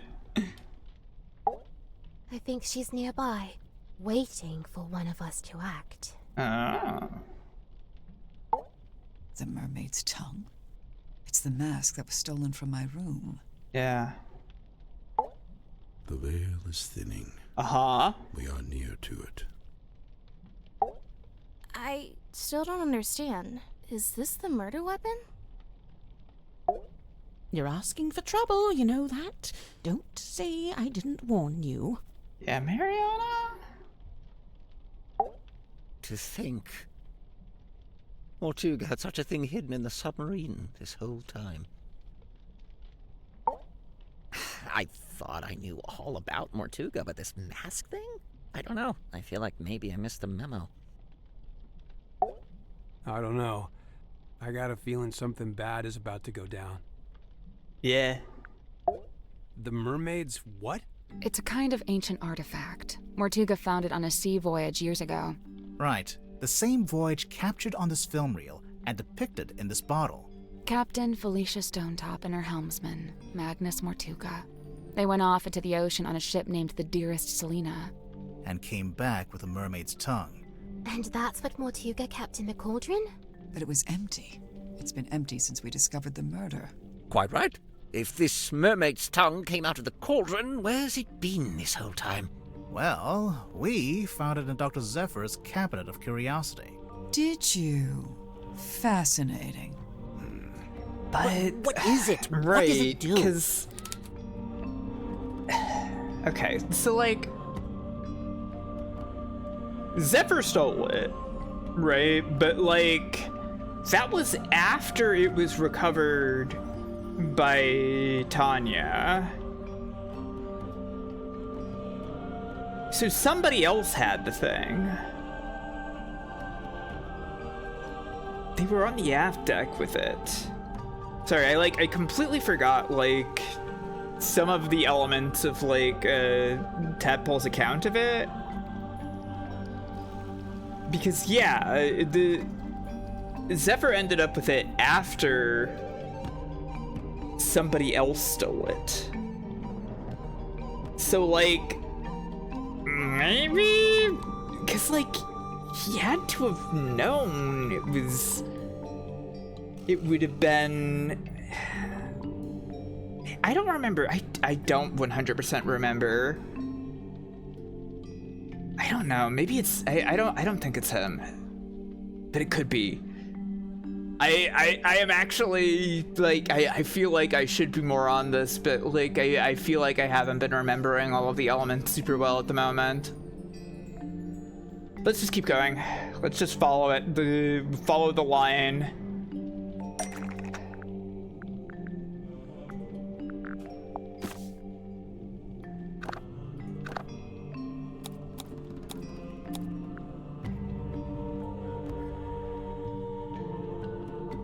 Forgot about the special key. Is the necklace the key? The mermaid's tongue, said to facilitate communication with she who lies beyond the veil. Requires a special key to operate. Huh. A key? What kind of key? Wait, facilitate communication? What does that actually mean? It's a translator. When worn over one's head, the mermaid's tongue allows you to commune with the mermaid. Thus the name tongue, referring not to an appendage, but to the language spoken by the mermaid. That makes sense. How nice. Anyone gonna tell me who the mermaid is, or...? She's up there. She's up there.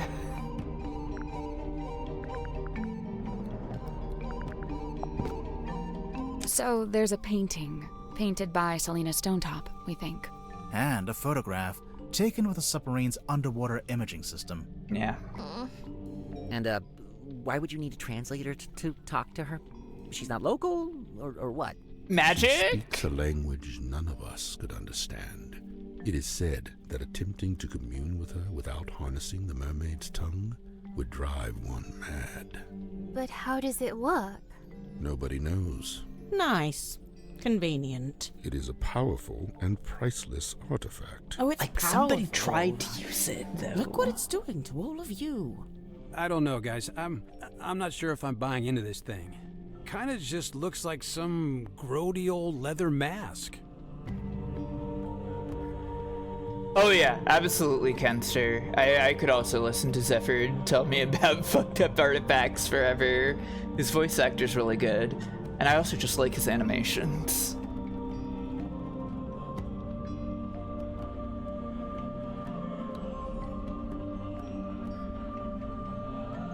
It's not complete. That's because it's not complete.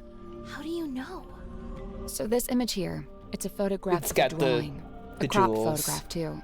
The good news is, we've got the real thing.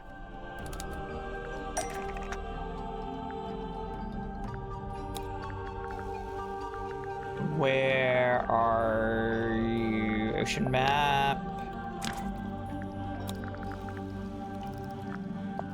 Group scroll. There we go. It turns out the ocean map shows what it's supposed to look like. Meaning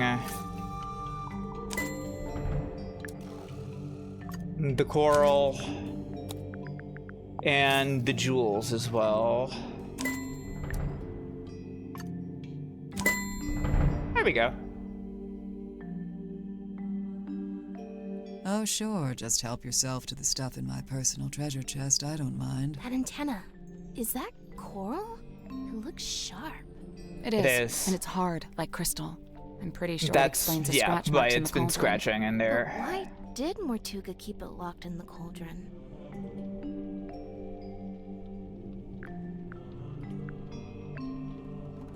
because he wanted to keep it hidden from everyone. The mermaid's tongue being on board was a secret Mortuga was keeping. The cauldron was covered by the sailcloth and locked in the storeroom, and Mortuga wanted to keep it that way. It's true. When he saw my poster, he told me we had to keep the cauldron covered up. Why the cauldron, though? Wouldn't it have been less conspicuous if he just kept it in a wooden crate or something? Keeping the mermaid's tongue in the cauldron wasn't something Mortuga came up with himself. Even before he ever found it, it's just where it's always been kept. Yeah. I mean, isn't it the... Well, no, hang on. Sorry. Wrong one. It's right there. Boop. There it is. The See? egg. In the cauldron, beneath the iron bell, beneath the wooden buoy. But that was a long time ago. How do you know the mermaid's tongue was still in the cauldron at the time of the murder? Well, Tadpole told us about someone she saw on the aft deck shortly after the murder. Yeah. She described it as a demon, with a single horn and glowing eyes. The culprit, wearing the mermaid's tongue. Right. We figured they'd just taken it from the cauldron after killing Mortuga. So the culprit knew about the mermaid's tongue, knew what it was, knew how to use it? Definitely. But Mortuga never really told us about any of this. How did the culprit know about it? Should be the creator. Third person on the Dearest Selena voyage. Force Mortuga to tell them about it. I'm developing a theory. Hang on, let me look through my stuff again. I think my theory might be out there.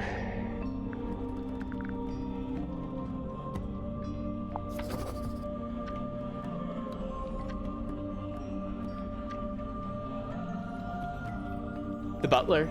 The butler again, Edwin? Oh, the golden beetle! Okay, yeah. Yeah, for Tangle Tower. Dastardly golden beetle.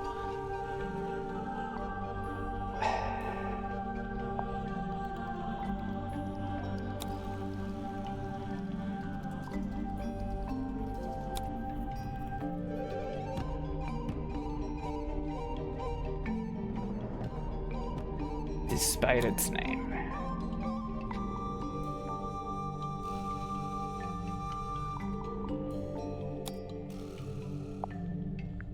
Why? Who?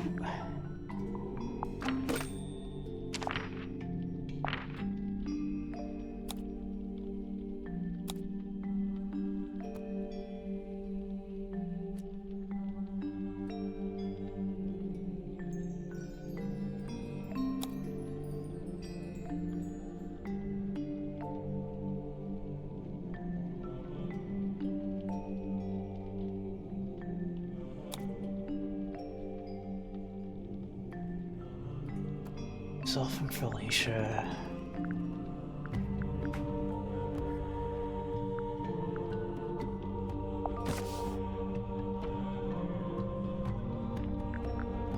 But Mortuga never really told us about any of this. How did the culprit know about it?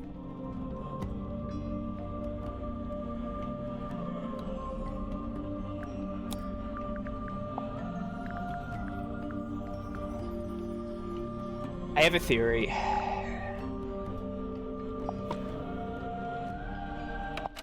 Is there... No, this was just the phone call. God, the static is so loud and scary. I really don't know why you're here. This doesn't concern you. Even if it does, it is wholly unrelated to our unfortunate voyage. Our unfortunate voyage, yeah, as in the one we were both on. It doesn't open that way, it slides out at the side. Let me do it. There's something inside. Wait, what's this?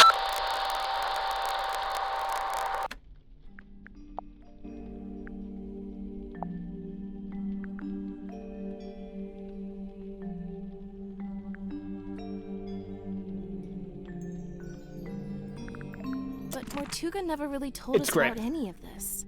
How did the culprit know about it? It's Grip. That's why he's number 2. Because they were the third person. He was the navigator. The That's why he's Serena complaining about voyage. navigator erasure. It's Grip. To think. Mortuga had such a thing hidden in the submarine this whole time. I thought I knew all. I don't know. Okay. I feel like maybe I missed. It's all the same still. Grippy Toad killed 18 people on the island and stole the gold. That's right.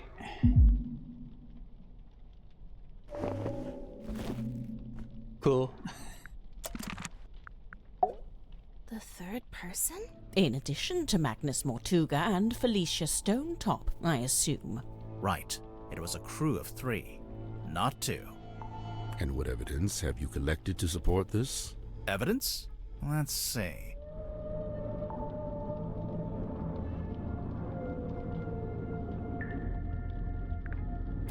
God, I guess that's true. It would fit his head. That would be a really funny detail to consider there. With how all of the other character designs are.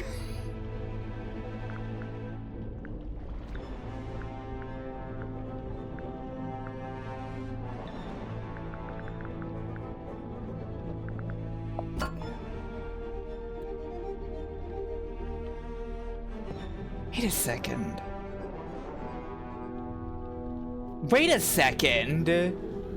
Yeah, it's Grip. That's the rest of the necklace. Okay. Let's see. Interesting. He hid it in the compass. Oh my god.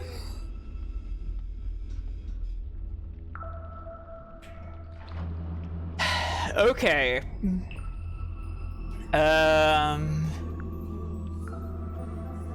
The audio recording of Mortuga opening the black box. What recording is this? It's a needle and a stack of needles, yeah. I really don't know why you're here. This doesn't concern you. Even if it does, it is wholly unrelated to our unfortunate voyage.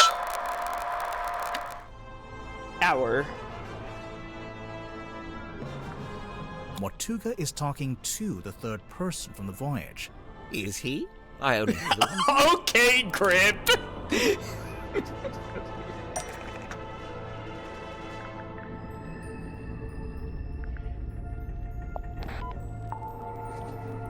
Before it reached Mariana's pipe, the audio was transmitted from the cabin to the control room by these radios. Only they're faulty, or one of them is. He is getting a little Columbo culprit with it, yeah. The cadence happened to line up with the conversation, so you only get Mortuga's half. Huh. That's quite the coincidence. It is. Personally, if I'd written that, I'd feel guilty. There are more things in heaven and earth. Okay, man. Yeah. Let's see.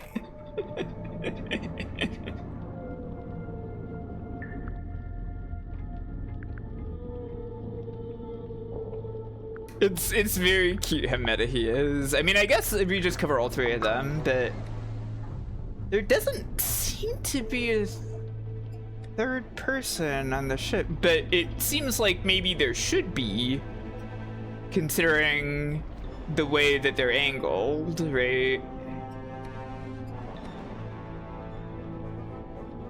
Yeah. Like Tangle Tower was the one that everybody really liked, and they had to make another one. It's cute.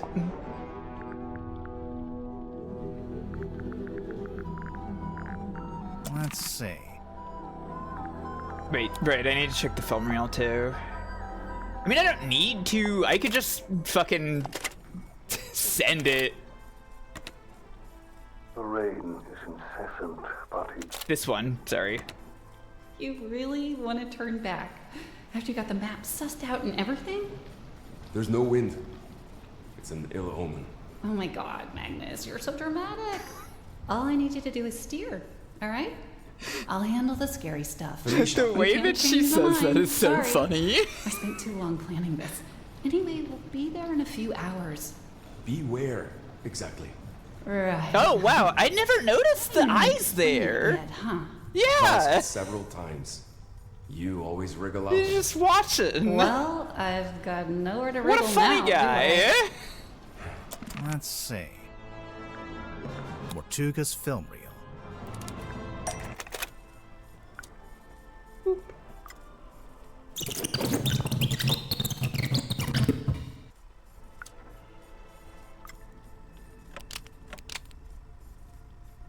Oh yeah, look at that. Spooky. Let's see. I mentioned them yesterday, not even thinking it would even be a clue. You did not react. I think I assumed there was something I feel like I remember seeing that and being like, I don't know what he's talking about with eyes, and not really saying anything.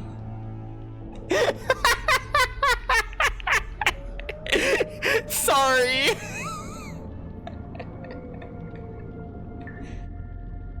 You need a Watson so bad. No, I'm good at this. I'm good at solving mystery. It's fine. I solved that shit.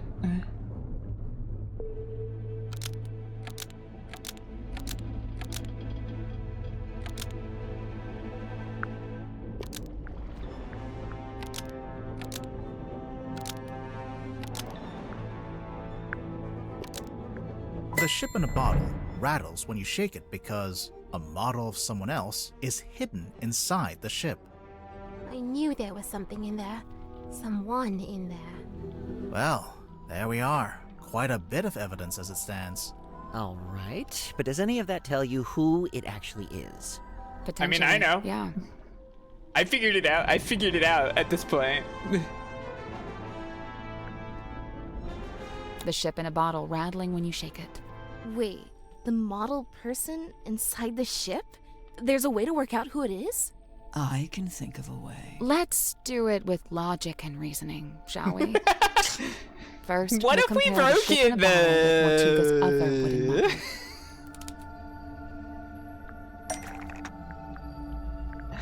What if we broke it though?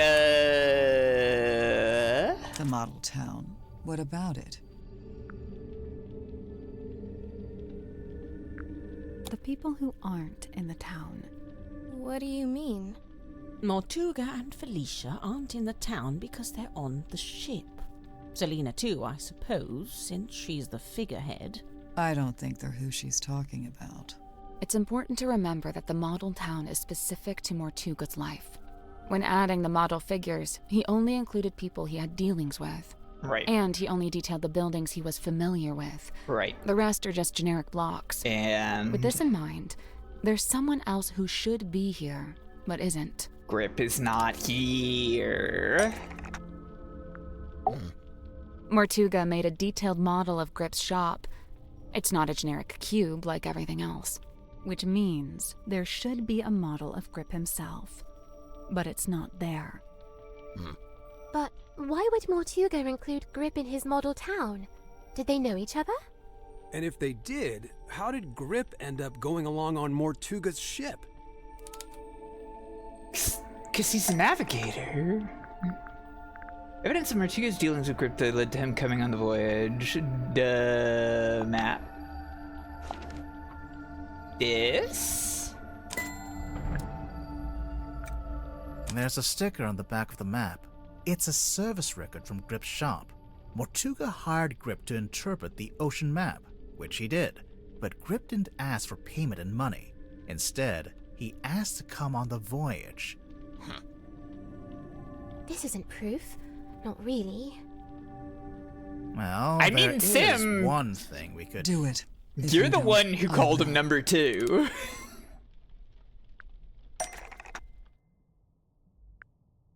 I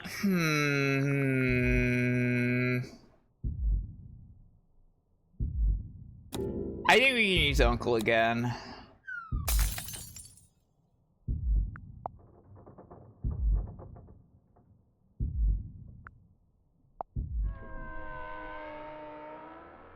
Gasp!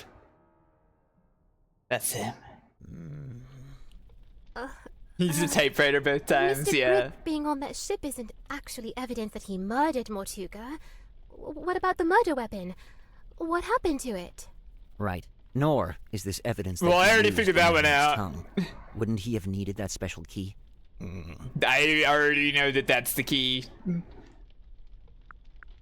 Grip still has both the murder weapon and the key.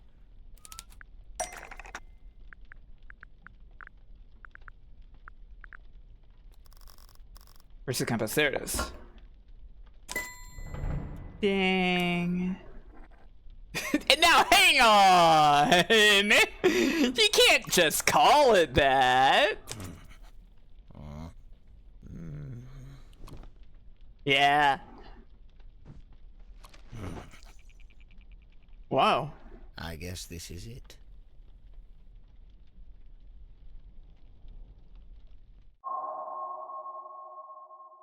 Chapter 7. The Wayward Navigator.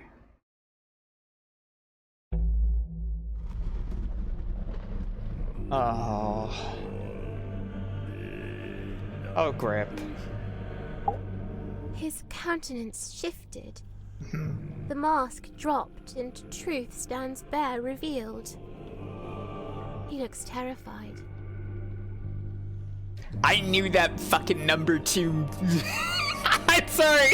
I'm sorry. I feel crazy for like fixating on her calling him number 2 in the Arcana when he supposedly got on the submarine 3rd. It had to mean something. It had to mean something. You get 10 minutes. Then it's my turn. Oh shit. Okay. What are you going to do? Actually, it might be better if you don't answer that. Tiny's gonna rough him up. He stands exposed at last. She's quite cool. By no less than a full It's group quite of his cool. peers. Yeah, well, we kind of backed him into a corner. Literally. I wonder, is it bravery or surrender? Accepting that your world will render. Yeah. Nothing. Fascinating, but not wholly unexpected. Oh no? You had it sussed out? To a certain extent. Yeah? You could have told us. Saved us some time. And what if I'd been wrong?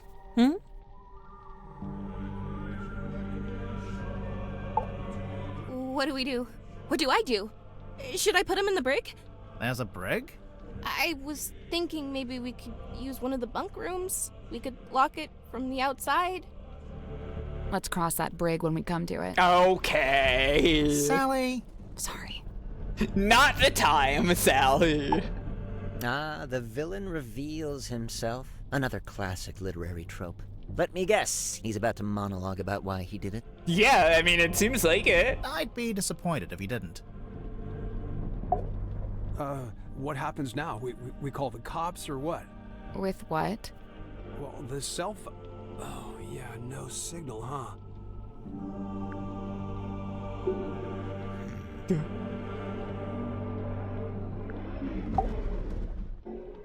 Plot the unplottable, chart the unchartable, measure the unmeasurable. A hollow promise, such feats belong not to mortal hands. But after years of fraudulently offering this to others, I began in earnest Yeah, it's quite good. for myself. A quiet desire to journey into the unknown, to quantify it. A lifelong coward, I could never convince myself to act on it. I tell myself as an excuse that I never had any kind of opportunity to act on it. Until one day, I did.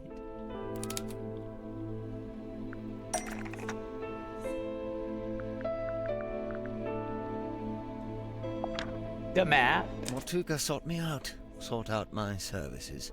Not because we were friends, but simply because I was the one with the skills to interpret that inscrutable map of his. Sensing an opportunity at long last, I refused financial payment for the work. Instead, I asked to be brought along on the ensuing voyage. Mortuga was surprised by the request, but he ultimately agreed to my terms. Such was his desire to interpret the map. The work was done, and so we went. Oh! Despite my bold intentions, I mostly found myself sheltering within Felicia's cabin during the voyage. All the while, she and Mortuga stood around on deck looking windswept and heroic, far more at home on the sea than I. Regret reared its head. Regret over inviting myself into their world. From within the cabin, I sat and listened to their conversation. Felicia was telling Mortuga what they were looking for, what they were hoping to find.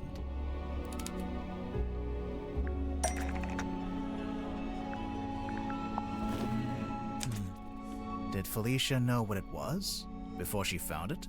Somehow she did. Her description to Mortuga was thus: a mask worn over the head. It facilitates communication with an ancient being of eternal mystery.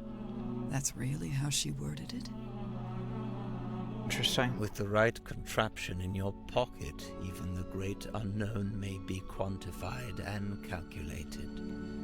And here it was.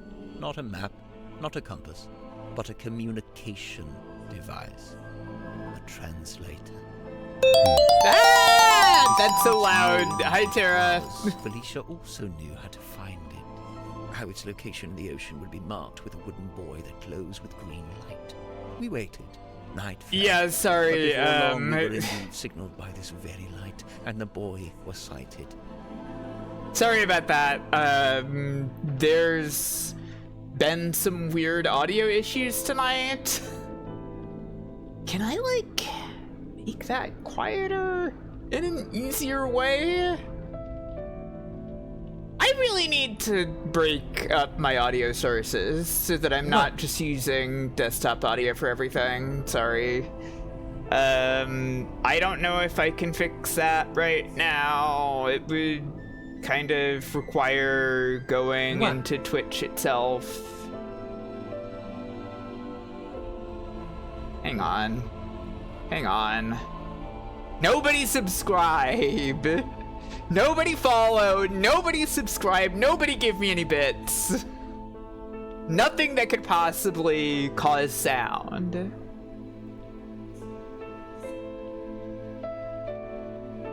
You can't even like.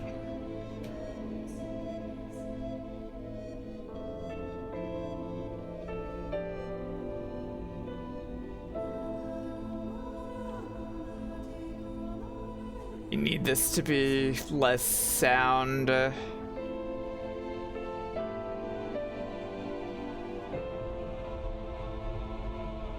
on, I'm gonna drop this down to like 20. Hi Liz, I'm having audio issues tonight and You'll never meet any woman the likes of her. the sounds are very loud right now. I have to fix it.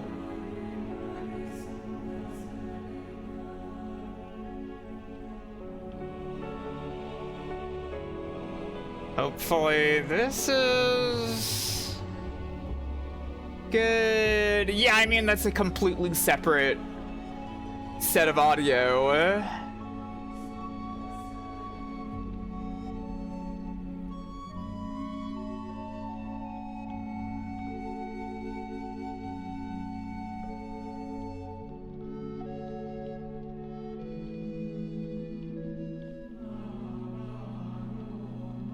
I'm like bumping the volume of these all way down. It might be like really quiet, but we'll see, okay?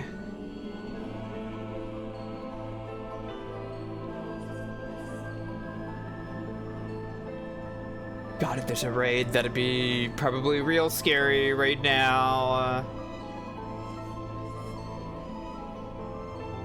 Okay, I think that's everything with the sound lowered. Hopefully it's fine. Hopefully it'll be fine from here. Hi Liz, by the way. Hi Tara, thank you for subscribing. Even though it was really loud, I still appreciate it. It's good to see all of you. Just so you know, if anybody hasn't played this, we're like at the end. We've just revealed the culprit.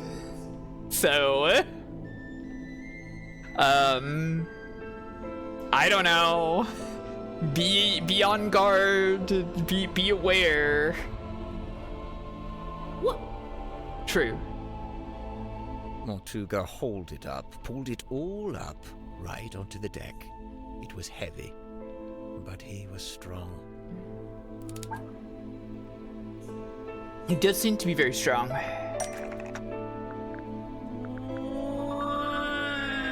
I mean, the bell and cauldron together? I'll pick the cauldron. The bell and the cauldron. Okay, probably that's fine. To form that single shape.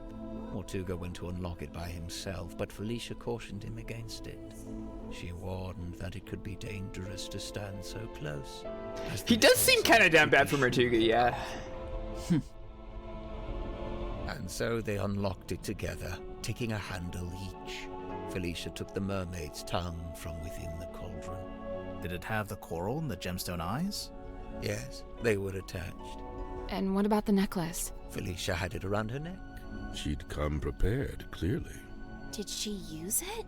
Yes, I watched her do it. She used and the necklace key then to wind up the mermaid's tongue and placed it over attacked them or something. Felicia spoke through the mask. Her voice was changed. The mermaid was summoned. Entranced, I rushed out onto the deck and leaned over the side. Mortuga clambered up to the wheel in an attempt to steer us away from harm. The mermaid reached out and grabbed the wheel. And Mortuga's right shoulder? Yeah. Yes, of course. His fingerprint mark. Mortuga held fast, but a portion of the wheel broke off and fell into the ocean. With her other hand, the mermaid grabbed the mast, almost snapping it in two. The ship buckled and I was thrown off the side into the ocean. I was underwater, but I was held in place by a hand, her hand. Whoa. She was speaking to me, but it was a language I could not understand. I wanted so much to understand. Sensing the disconnect, she let go.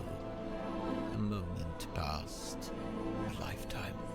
I became vaguely aware that I was about to drown, but I didn't want to leave. So he was also very in love with the mermaid. At this moment, the broken piece from the ship's wheel floated up in front of me. By its intervention, I was reminded of my earthly existence, my life beyond this singular moment. I was overwhelmed with a cowardly desire to return to the surface, to see the sun, to live, to breathe. Cowardly to live? I grabbed onto the broken wheel and let it carry me up to the surface. Crip? The mermaid Cowardly was to nowhere live? to be seen. Neither was the dearest Selena. Wait, the wood from the broken wheel.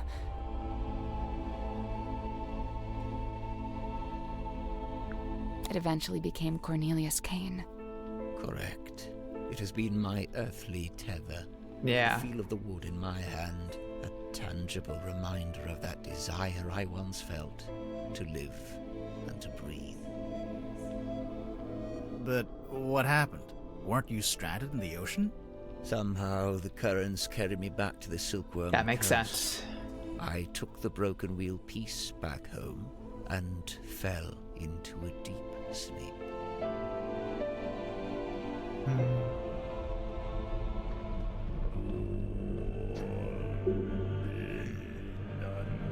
Is it still the same dialogue? What do we do? Yeah, okay. Should I put As him a in the... break? I was... Let's cross that bridge. Sally. Sorry. After I awoke, I went looking for Felicia. Not Mortuga. No, Felicia. Because she had spoken with the mermaid. Felicia had been the one wearing the mermaid's tongue. Correct. Given what I knew of its function, I surmised she may have understood what the mermaid had said to me. I went to the Stone Top Inn, but Felicia was not there. I searched through the empty building until I came to Mortuga's room. I was encouraged to see that he had at least retained the wooden boy and the iron bell. Mortuga was in his bed, asleep. He looked ill. And you stole the Indeed then? I asked him about the mermaid's tongue. What had happened to it? Where was it? At first, Mortuga said nothing. He merely looked at me. He told me that he and Felicia had locked it away in the cauldron and thrown it back into the ocean. He said they'd kept the wooden buoy so that nobody else would ever be able to find it, and they'd kept the iron bell so that even if someone was to come across the cauldron, they wouldn't be able... He did have the cauldron. I was horrified to learn this. My only chance of summoning and communicating with the mermaid lost beneath the waves. Or so I thought. Did you ask about the necklace key? Mortuga hadn't mentioned it, and I did not ask about it. At that time, I simply assumed it had been left in the mouth of the mermaid's tongue and thus would be in the cauldron. I demanded that we take the dearest Selena back out on a second voyage to recover the sunken cauldron. Mortuga said it was impossible. For one, the dearest Selena couldn't recover it from the bottom of the ocean if it was not attached to the buoy. And secondly, Felicia had decommissioned the ship splitting the map is apart at the shipyard. It's well done. In explanation, Mortuga handed me a folded piece of parchment.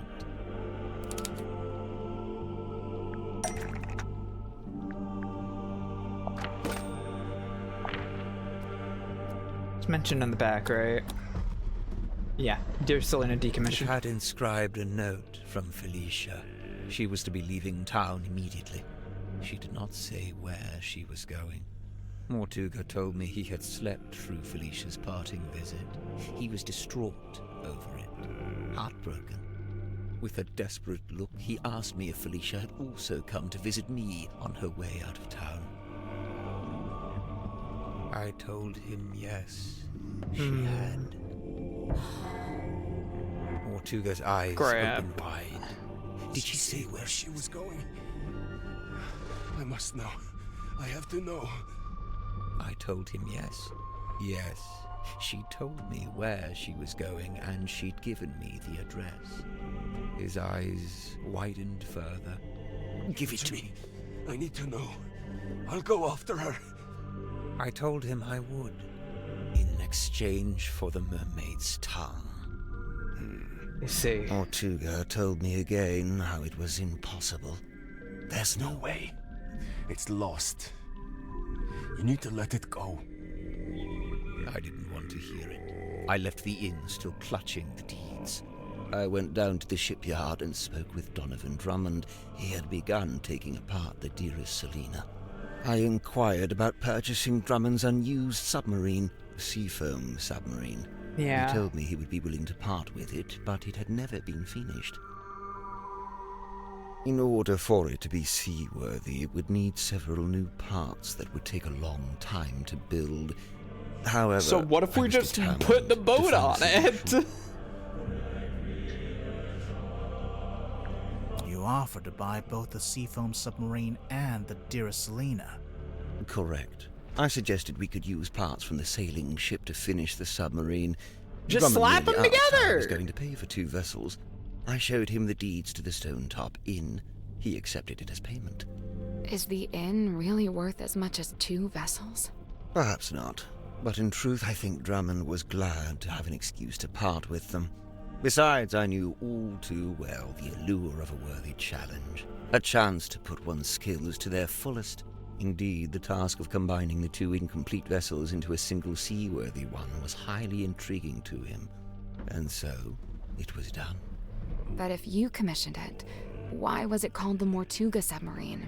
Who painted that on the foredeck? Drummond did. He didn't want it to say seafoam any longer. Too many painful memories. Yeah. But why Mortuga and not Grip?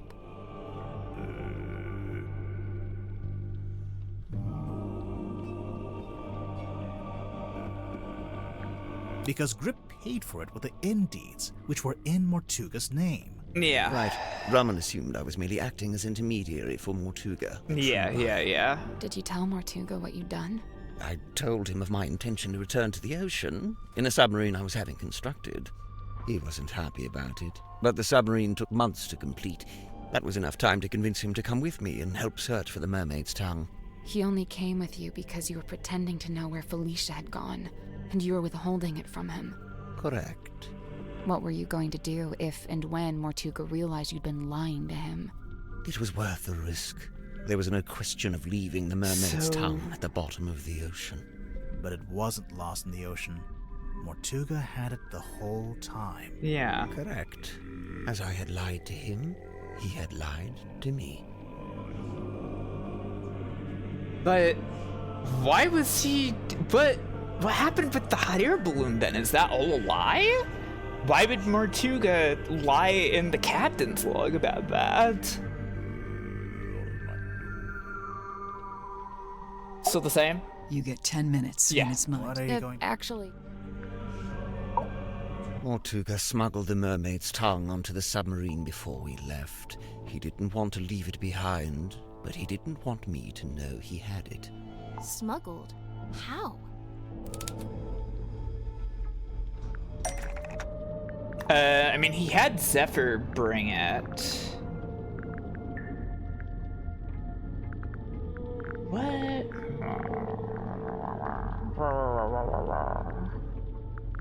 What do I have that...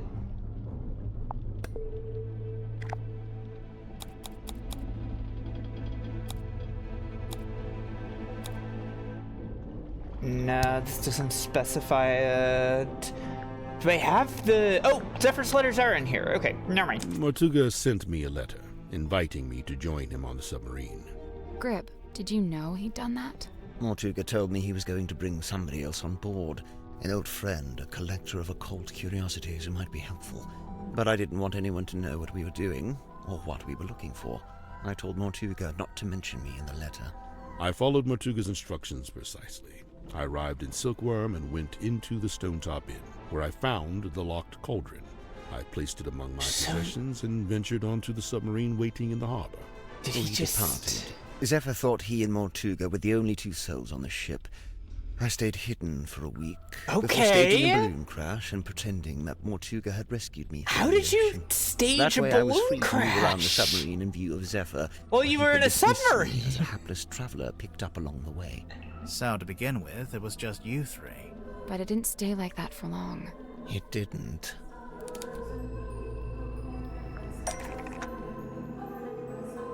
Ah, okay, yeah, sure, understandable. I see.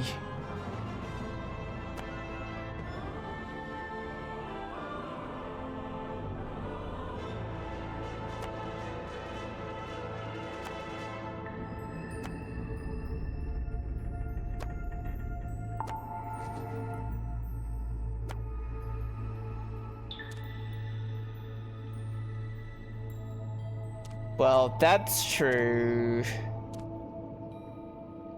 These are true of him.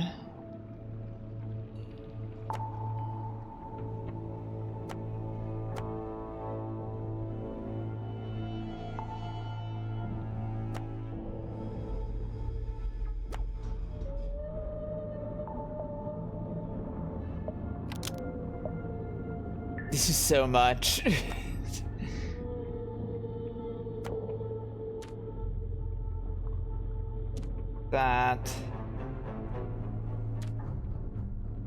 That's true.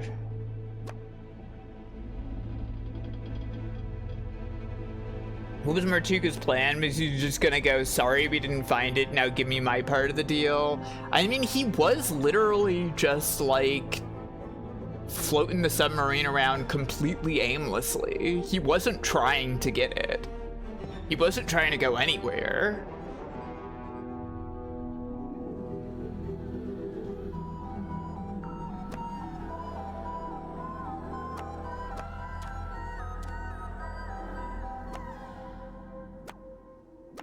Sought out Mortuga because he owed her money!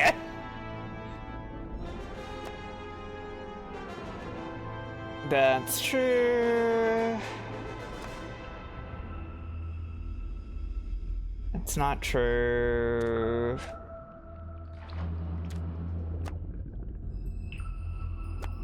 Is that right?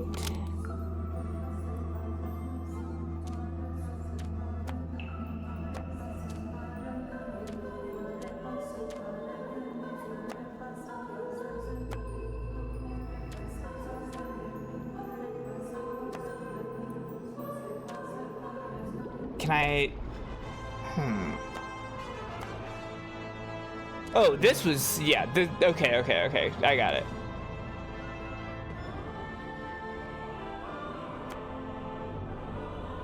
Performing a magic act from Martuga which appeared to make him miserable. That's true.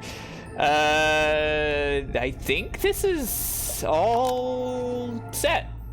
Nope. No? What did I miss?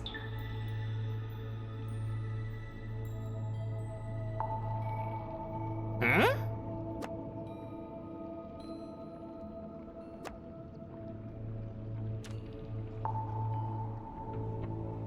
Is that... But these aren't... That's not true. I see the issue.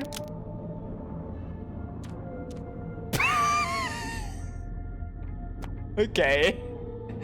I missed that.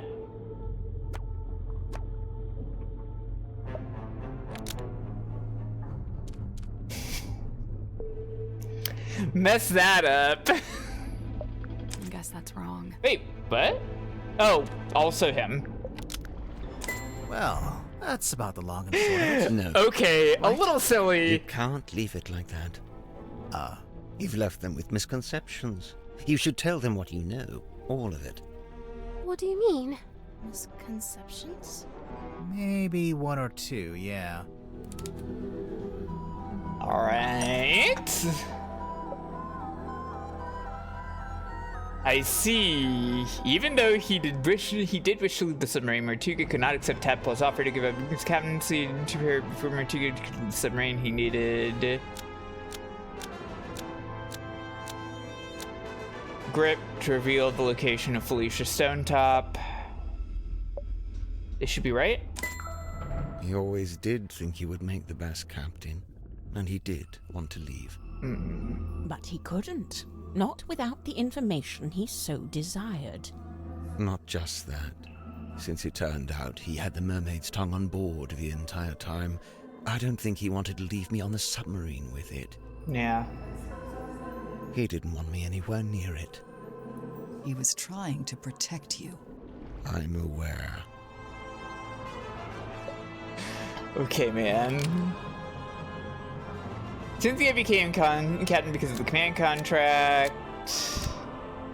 There's another page we discovered inside the message in a bottle. Well, it's true that Martuga did decide to create the command contract after Cynthia showed him the Indeed's contract was never intended for Cynthia. So, who was it for? Grip. Me. Once Martuga found out the Indeeds had been used to pay for the submarine, he realized for the first time that he was its legal owner. He really hadn't known that before? No, he'd always assumed I paid for it with my own money. Armed with the new information, Martuga attempted to use it to control me. Thus, the command contract. What exactly was he hoping to achieve? To strong-arm me into telling him where Felicia had gone. Makes sense. And to cease my search for the mermaid's tongue. But it didn't work. Of course not. Wasn't Martuga supposed to be paperwork averse? I'm surprised to learn he would try to control someone with a contract. Where would he even get an idea like that? That's my bad. I ended up telling him all about contracts. That's right, he was asking Dirk about contracts. I guess Martuga thought if I could be controlled by a contract, maybe someone else could be too. Alright. We're enslaved onto the submarine by the handwritten letter, but it wasn't actually from who it claimed to be from. Okay, Martuga is the right person here. The Tadpole wrote it, hoping we'll remember the submarine. He hoped Wortman might have information about Stonetop. Wait, so Martuga wrote the letter? Not exactly. Yeah. It was his idea, but he wasn't one for writing by hand, so he asked me to do it for him. But why Ibis? Mortuga didn't want to reveal too much in the letters, so he had the idea to pretend to be a neutral third party. We learned about Ibis from that newspaper page, but it just needed to be someone you would listen to. Honestly, I'm surprised it worked. Huh. This explains why Mortuga kept asking about my father. Yeah. Oh, yeah. I was wondering about that. Were you able to tell him anything? Afraid not. I haven't spoken to my father in years. You think he would have known anything about Felicia? About what happened to her? It's possible.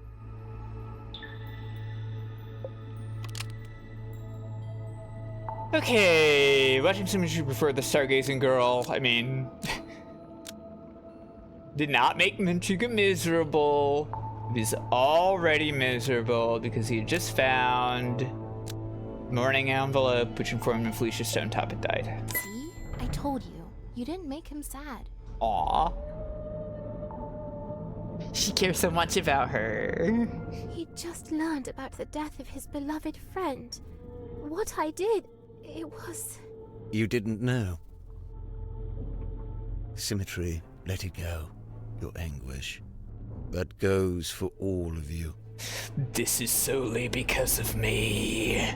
Mortuga's actions, his decisions, all motivated by that same singular desire. It was all in effort to locate Felicia Stonetop. Yeah. Her. Likewise, it transpires that Godric's actions were also motivated by a singular desire. To commune with the mermaid. Her. And when they opened the black box and found the mourning envelope, found the necklace key, it all came to an end. Yep. Well, what are you waiting for? Go ahead, open it. Godric, I really don't know why you're here. This doesn't concern you. Oh, but it does. I'm to believe the box may contain information on Captain Stonetop. Even if it does, it is wholly unrelated to our unfortunate voyage. I'll be the judge of that. There could be anything in there. Listen. I prefer you not to shake it like that. Besides, it doesn't open that way. It slides out at the side. Let me do it. What's all this? A scroll? An envelope?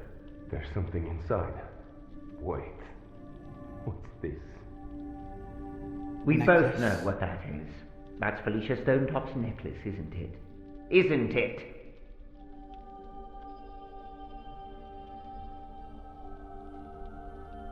I assume it's still all the same.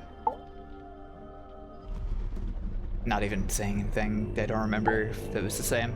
Okay, no, everybody is saying nothing now. We've all gone silent.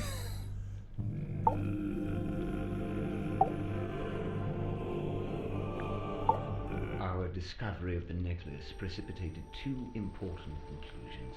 One, we now possess the key necessary to operate the Mermaid's Tongue. In my complacency, I had not even known it was missing, simply assuming it lay within the cauldron. But no, Felicia had taken it away with her, and now, through what twist of fate, it had returned. Which brings me to conclusion 2. The fact that her necklace had been sent to her parents in a black-rimmed envelope attested to us that Felicia Stonetop had died. Even through his burgeoning grief, Mortuga could see in my eyes how I wished to make use of the key. Fearing what ruin might follow should I act, he did what he had always done. He lied. Lied about having the Mermaid's Tongue on board. He had your best interest at heart, Godric. We both know this. However, it was a lie that no longer worked on me, for I had laid eyes upon the truth. The truth? About what Mortuga had in his storeroom.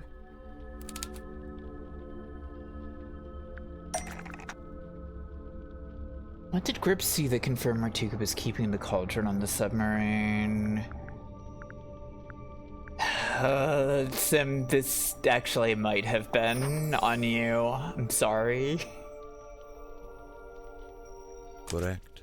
I had seen Symmetry's drawing of the cauldron. Not your fault, though, girl. Change it. I was going to change it. So now you had everything you needed. The key, the bell, and the mermaid's tongue itself, albeit locked in the cauldron. On that note, I had also surmised Mortuga's reason for rigging the iron bell onto a winch above his desk. I concluded that he had set it up this way so that he could unlock the cauldron and access its contents himself. You think he wanted to use the mermaid's tongue? You'd like to suggest Mortuga would be immune from such things? I concede it may have been an alluring prospect, but... Why did he want to do that then?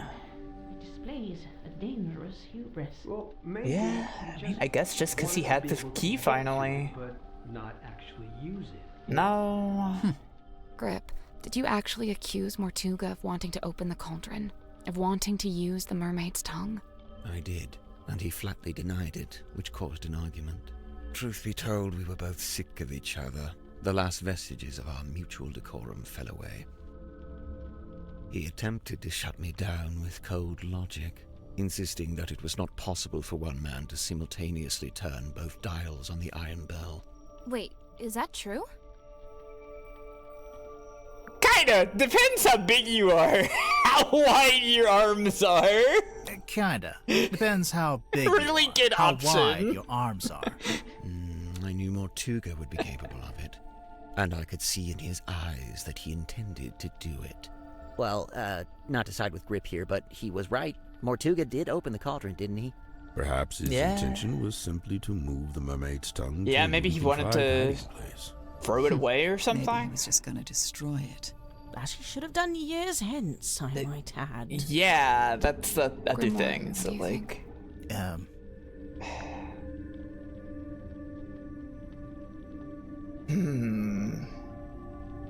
Why do I think Mortuga opened the cauldron? Hide it? Destroy it? I don't think he was gonna use it because he didn't have the fucking key with him, right? The key killed him. I think if he wanted to use it, he would have brought the key with him instead of, you know, leaving Grip to put it into the bell to kill him.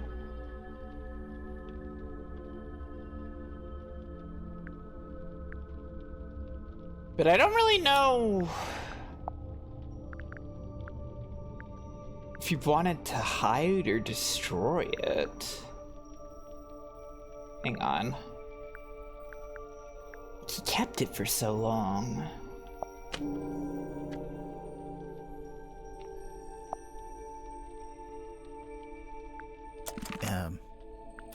Sorry, I didn't mean to do that.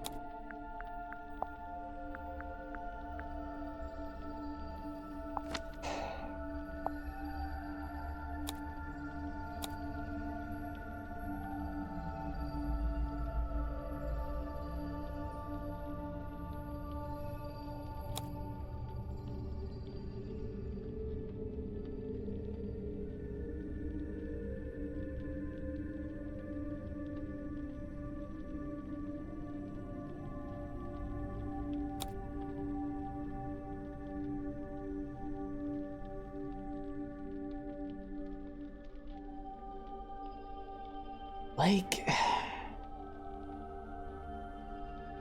if he wanted to destroy it, he could have destroyed it.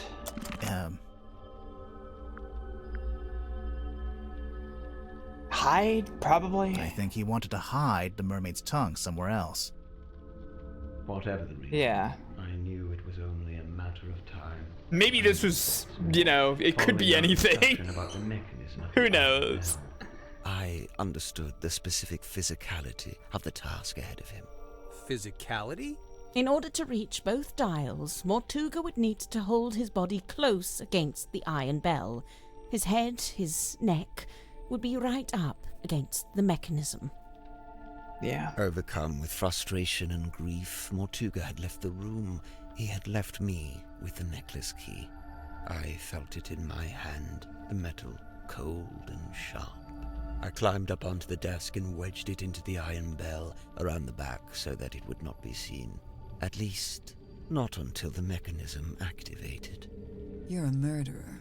Call me what you will. To me, it was merely insurance against Okay. greed on Mortuga's part. Call me what you will is such a classic murderer thing to say. If he decided, as he always had, to keep it from me, then it would be his last decision. The rest you know. Having first locked himself in the room, Mortiga unlocked the cauldron and was killed by the blade of the necklace key. I tilted the submarine in order to claim the eyeball key, which granted me access to the captain's cabin and a path into the storeroom from above. I took the mermaid's tongue from the unlocked cauldron. And then you went up to the aft deck and used it, didn't you? I tried to, but you stopped me. Yeah. You're welcome. Tadpole then dove into the ocean and collected the pieces. Including the coral and the gemstone eyes, which she kept for herself. Yeah. As for the mask itself, I just left it in my room. And I took it when I later visited the room to collect hex from the dome tank. Wow, you're admitting it, huh? I admit I moved it to a more secure location, ultimately a wise decision, wouldn't you say? Except, it's not I stole that there shit. anymore, Yeah. Is it? It's right here. Yeah. So are you just gonna... It's dark. Yeah, okay, he's just gonna jump for it. He's gonna turn off the lights and jump for it. Grip turned off the lights. Someone grab him! Someone grip this guy. Well... The mermaid's tongue, it's gone. He took it. He must have. Yeah, He obviously. can't have gone up to the foredeck. It's still locked. Probably aft deck. What about the aft deck?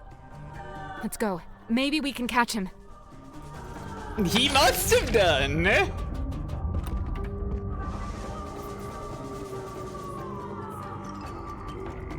Oh, shit. He's doing it.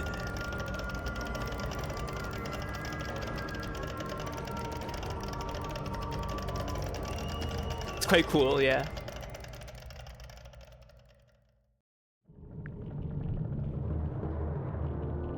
Hey, buddy.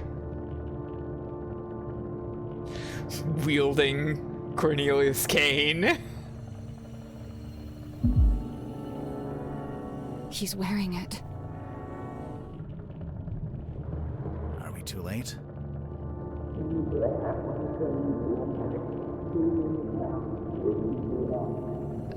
I don't... Pretty awesome. Yeah, the fingerprint. Grip? He was gripped by her. What? Wait, where's he going?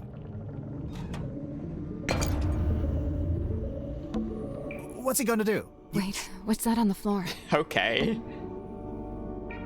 It's the compass. He fixed it.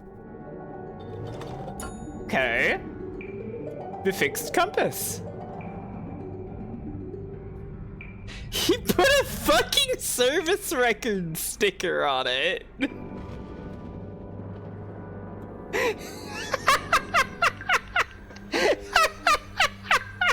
Yeah, old habits, I guess. He's a real professional, I guess.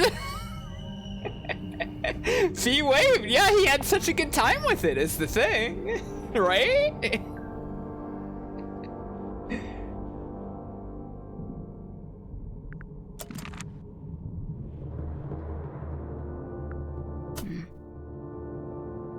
But you want...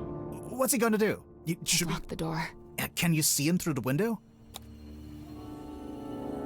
Hi, Cornelius.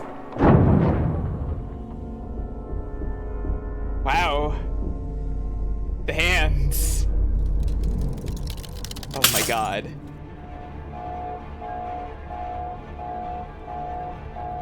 This is bad. That's the pressure change is too dangerous. sudden. The submarine's not... Wait, what's that? The radios. It's fine, just stick. It was too fast. They must be coming from the control room. Let's go. Can you blame Grip? Can you blame the man? No, not really. Surface. This is awesome. The submarine can't take it. The controls are going crazy. Wait. Yeah, you see the big woman? Sorry, for a second I thought she was making a big smile.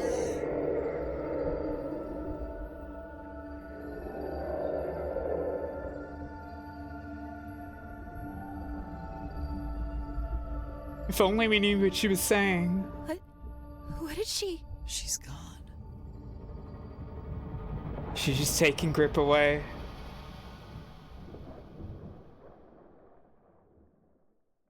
She let us go. Wow.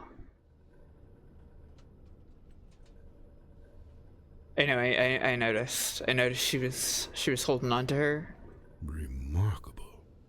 Let's just head back to Silkworm, shall we? Get everyone off this submarine. And, Silkworm would be which way? We got moved. I don't know where we are. No stars, no moon. Hey, you know what I got? I got a fixed compass. I don't know which way north is. Oh, not to worry. We've got a handy compass just for this.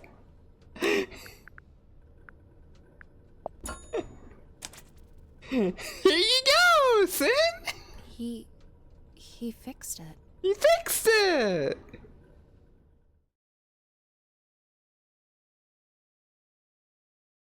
Pretty funny.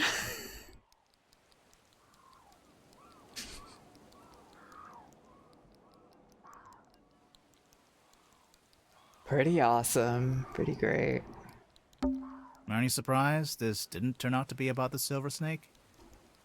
You know, I would have liked to know more about the whole Silver Snake situation. Yeah, I guess.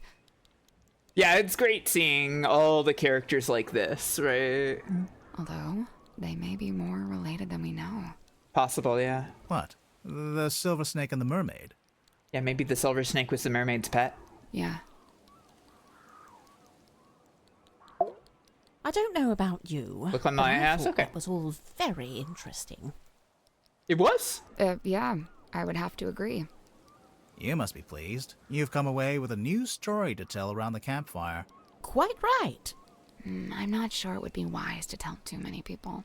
No, don't worry. I'll change all your names to protect your privacy. Yeah, we'll be Detective Brimwar. Bally. What are you going to change my name to? Detective Galathorn. Oh, Galathorn. Wow, I love it. It's pretty good. I'm almost afraid to ask. Sybil. Sybil. Yeah, not bad. Yep, this conversation is over. Oh, she doesn't like it. I never got to go to the lighthouse. Yeah. Well, hey, maybe our next case will be entirely in a lighthouse. Oh, special preview, everybody. The fourth game is gonna be in a lighthouse. No way, this was it. This was the lighthouse case. Would you mind not leaning on the fourth wall like that? I'm just saying, next time the theme will most likely be totally different. Yeah, probably.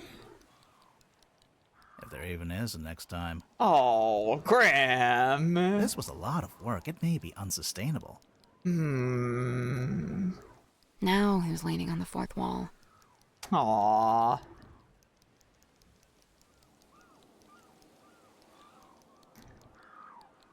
That's cute, but a little bit bittersweet. I hope there's a next time, yeah. Grip's Emporium. Want to take a look inside? Oh, a nice bit of breaking and entering to finish off the day? We've done worse. You too? You okay, Cynthia? She's still processing. Of course. We all are. That, and we've just been to tell her stepfather that we're leaving Silkworm. Oh? Where are you headed? We, haven't worked that out yet. Yeah. I know a place you could go. Really? Yeah, I've got a couple friends you could stay with. Oh. I'll write down the address for you. Oh, thank you.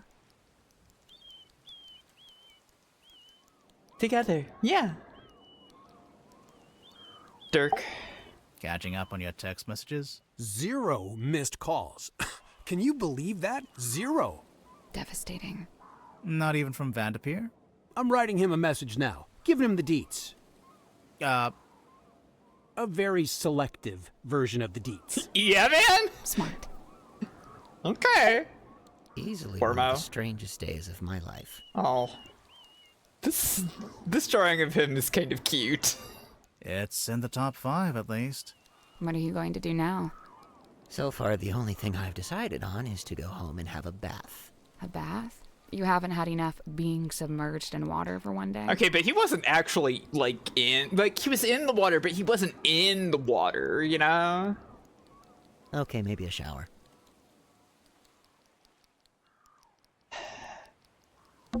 The Stone Top Inn. 5 stars. Nice and quiet. Would sleep on floor again. Are you okay? Yeah. You? Somehow, yeah. That was the weirdest submarine I've ever been on. Also the first. And the last? Yeah. And the last. Yeah. Is everyone okay? I guess so, huh? Fit as a fiddle. Oh, sure. Just had my human perspective permanently and irrevocably shifted, but hey, Did Tadpole just leave What with the about submarine? Grip? Did he die or what? I don't know. I don't know. But he made his choice. I really don't think it would do us any good to worry about it. Sally, did you write down that address for us? Yeah, I'm almost done. Just writing something on the back to help you out. Oh, like instructions? Kinda, yeah. You know, I really must be off. Ah, come on. You've got nowhere to be. You're quite right. Nowhere is precisely where I need to be, and I'm rather in a hurry to get there. All right, that was pretty good. I'll let that slide. And Tadpole and Zephyr stayed on the submarine? Seems so. Are they going to rename it? Of course not. You've got to keep the Mortuga name. It's like his fingerprint on history. You say that, but by all accounts, he actually didn't like the submarine very much. Yeah. That's true. It wasn't his choice to be there. He spent all his time trying to work out how to leave. Well, yes, all right. I can see that. I'd say his fingerprint is right here. It's all of you. It's Symmetry, it's Cynthia, Tadpole, Zephyr, everyone he was kind to, everyone he helped. Dude, that's real. But what about the mermaid's tongue? What about it? Well, we still don't really know anything about it. How it works, who made it. Good. What? It's good that we don't know. It's right. The mermaid's tongue is a shameless shortcut, a trap for the impatient and the dissolute. But you don't want to know what the mermaid said? Oh, I want to know. Me but too. As I stand before you now, I can't know. You understand? That's just the way it's meant to be. I guess.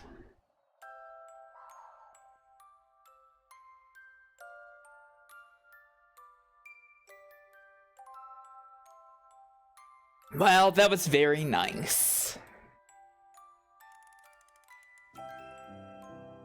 Werman announced he wasn't going to write the sequel to his novel. Dirk was subsequently released from his contract with Wit and Whimsy. Hooray! Yeah, there you are! Mariana Moon, avoiding all questions about where she was headed, simply disappeared over the horizon.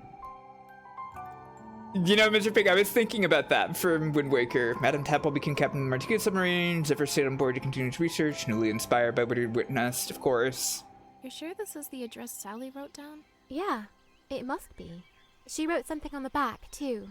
Oh yeah, what was that? Instructions? It's a little poem. You should read it. Me? You're the poet. No, you read it. Okay.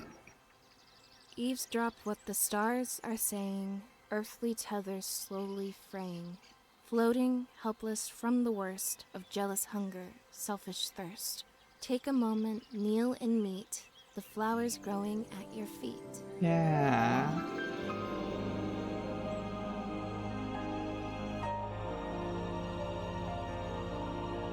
Cute. Lesbian Yeah! Yeah, there they are. That's what I thought.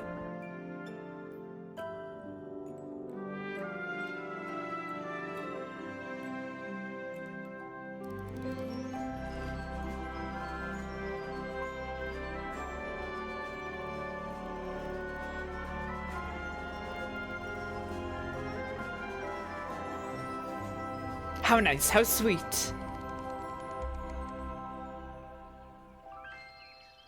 These girls all get to live in a little house together. The idyllic Yuri cottage, yeah.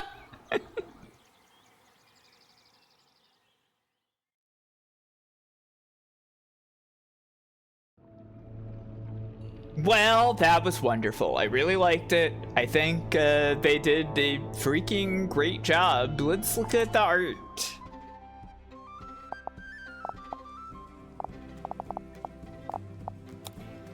Whoa!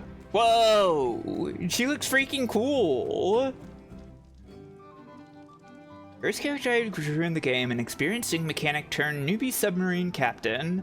Enjoyed playing around with the idea that she would wear nuts, bolts, and spanners in her hair as jewelry. At one point I gave her an oversized spanner, which felt a little too fantastical. When Cynthia was first conceived, her name was Dorothy Drummond. She was less of an intrepid mechanic and more of a goody-two-shoes genius who always knew the right answer, her hair evoking someone eagerly raising their hand in a class. Okay, that's pretty funny. This particular outfit was inspired by German mathematician Emmy Noether. One had Cynthia's appearance to suggest her new captain's role was ill-fitted for her. Put her in an oversized authoritative sea captain's jacket. It is clumsily worn over her mechanic's overalls like an afterthought.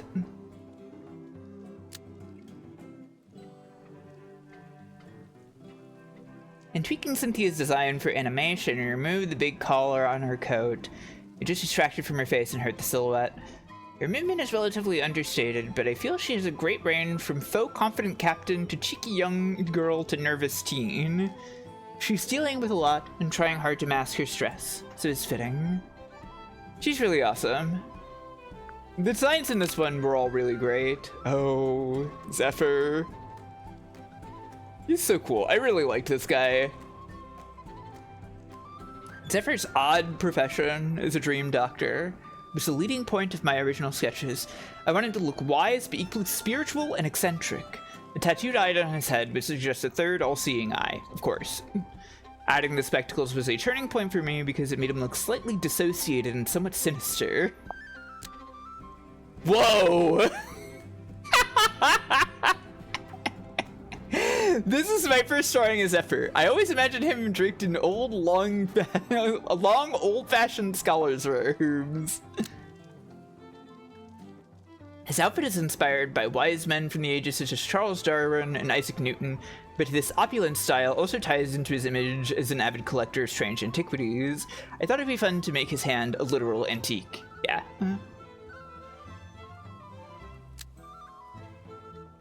Zephyr is one of the hardest characters I've ever had to animate. His animations were so good, though. They were, like, so much of his, like, hand movements, they were just so satisfying to look at. He is everything. His tall, so his proportions are difficult to control. Moves slowly, so needs lots of drawings. Flowing fabric, so tons of secondary motion to manage. I'm extremely proud of how he turned out, though. Yeah, they should be. Oh, this look for Dirk? Sorry, like, these ones where he's like all like lips and blushing and stuff. Dirk is the most contemporary character in the Grimoire universe. He even wears jeans and sunglasses. I first referenced old-timey poster boy movie stars, yeah. Final design is inspired by more modern celebrities. Like the majority of male movie stars, we wanted him to have a generic superhero build. Yeah.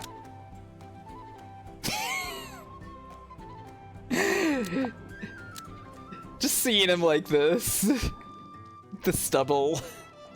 Dirk was modeled after popular movie actors you might have seen in blockbusters in the 2010s. He's got skinny legs because he's not a bodybuilder. His muscle is mostly just for aesthetics. I give him simple dot eyes to make him seem naive and somewhat clueless. Adam and I drew character concepts separately, and then we would compare and develop the characters further based on a combination of the ideas.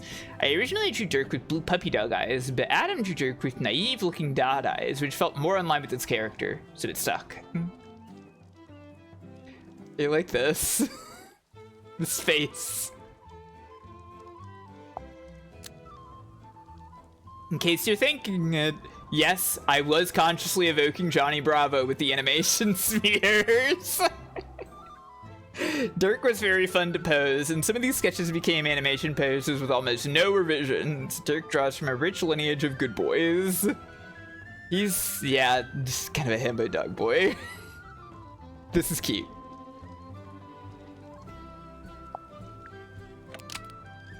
Oh, Sim was originally considered the prime suspect, and to add to the suspicion, we wanted her to be spooky looking. Pale features, white Victorian clothes, a body shaped like a ghost, and a vacant face like a vacant doll. I had an eye on her locket, a symbol that became synonymous with her inventor, Zephyr. Yeah. Scary. Oh, this! This design for her. This feels like Adam 100% had it, you know? Symmetry was originally called Felicity Fog.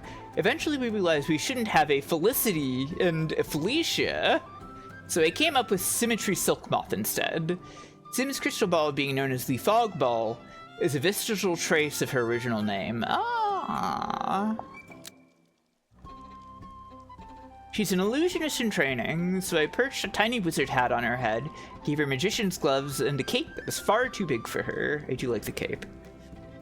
There was also a phase where I imagined the eye on her locket would always look in the same direction she was looking. One of her tricks. Sim is one of those characters where translating Adam's design into 3 dimensions was a lot of fun. Yeah, she has, like, some of the most interesting, like, 3-dimensional animations whenever she, like, turns her head and, like, you see her eyes, like, simultaneously. It's so cool. I really like it. She has a great box-shaped head, so it's important to me that it worked from all angles. I ended up giving her some subtle rubber hose arms in motion, making her look a little more pathetic and adding to her antiquated image by evoking 1930s animation. Yeah, that was good.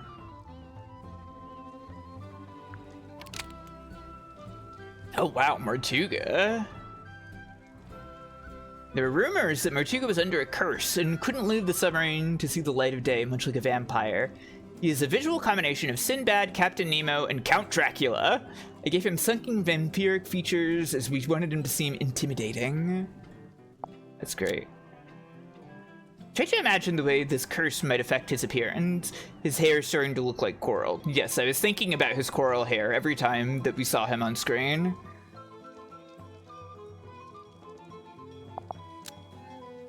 Yeah, there's some Dr. Orpheus to this. We also need to show off an important scar on his arm, so I came up with the idea of him wearing half a ripped jacket. Yeah. Oh wow, these are really different. Rip's original inspiration was somewhere between an eccentric snake oil salesman and Willy Wonka.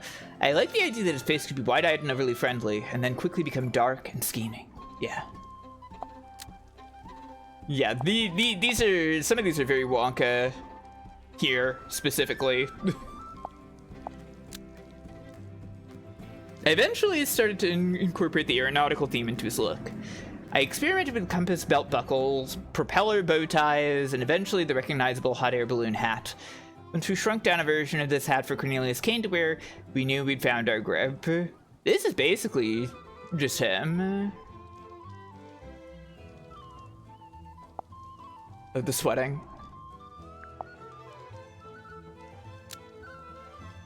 Grip is surprisingly hard to animate. We simplified him quite a bit after I came on, but he still has a lot going on and very difficult proportions to control.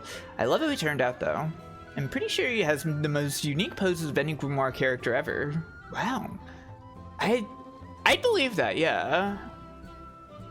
Hope you appreciate them. I'm sorry, I misintonated that. He has the most unique poses, not the most unique poses, but that there's more of a.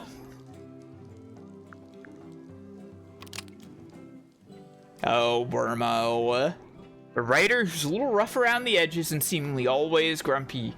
Adam was keen on referencing Stephen King for this character. Yeah, which is where his furrowed brow and pained expression were derived from. I really like seeing Adam's designs as well. This is my earliest drawing of Worman. I imagined him with a perpetual 5 o'clock shadow, wrinkled clothes, and a dated haircut. I always felt like he should look like he belongs in the 1970s. Yeah, that's just Stephen King. At one point in my version of Worman started to look a little too confident. I remedied this by making his hair look less stylized, giving him a loose clothing and hunched posture, a bad habit acquired from hours writing away on his typewriter. Oh, Dirk leaning over his chair. To me, Worman is the Professor Pointer of this game, in that he feels very similar to myself. Adam reduced his chin after I did these sketches, as it didn't feel right for him to have such a strong jaw. This results in a quite squidgy, nuanced head shape that makes for very fun facial expressions. It also means you can draw him a bit wrong, and it'll still look like him. That's good. I like that the strong jaw was kept for his dad. It was a cute touch. Wormo was very fun. I mean, I'm just gonna say that about all the characters, right? They were all really good. Mariana Moon's keywords were nomadic, historian, professor, and hobbit. Naturally, tweed jackets, waistcoats, and the tobacco pipe seemed like a fitting combination. She's also an older character, and I struggled with capturing her age at first. Yeah. I do like all of these designs, though some of these are like really different feeling overall, I think. Oh wow, and this is also really different feeling. I imagine Mariana is a wandering countryside historian, an old-fashioned dapper look, but messy and mud scuff from her time crawling around the brambles. Really, the only thing from this drawing that we kept is the fact that she has a pipe. Yeah. Since she was a nomad, I imagine she needed to carry all of her worldly possessions wherever she went. In one image I drew wearing all her clothes at once. That's pretty good. Wow, this one is also just like, this is a totally different character. I also started drawing her with moon-shaped accessories, which eventually made it into her final design, yeah. She's really Bilbo Baggins, yeah. Bilbo Baggins was referenced a fair bit in discussions of Mariana's mannerisms. Marianarisms?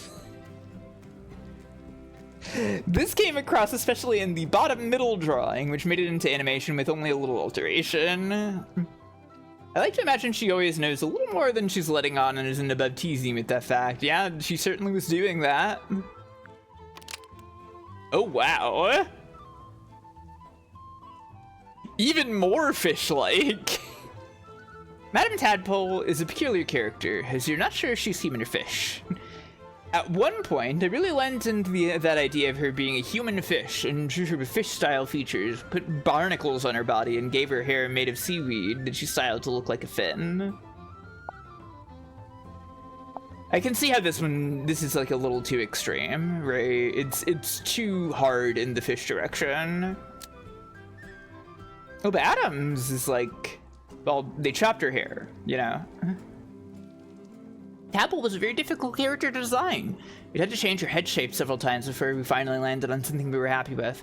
And then I was simplifying the design. We also removed some of the extra details I initially wanted, like shark bite marks on her arms. It's quite awesome, though. It's a retired circus performer. Her unique appearance feels like an old stage costume. I drew clothes that were a cross between swimsuit and costume, even giving her theatrical faux lashes for stage makeup. I do really like her big lashes. She salvages items from the sea to decorate her room, so I love the idea of her wearing pirate treasure as jewelry. God, her laugh was so fucking... That animation was so good.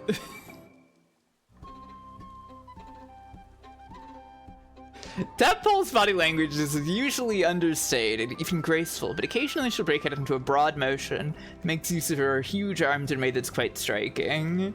I wanted to give her shark teeth at first, but it ended up being too distracting. Oh. The shark teeth. It would have been nice, though.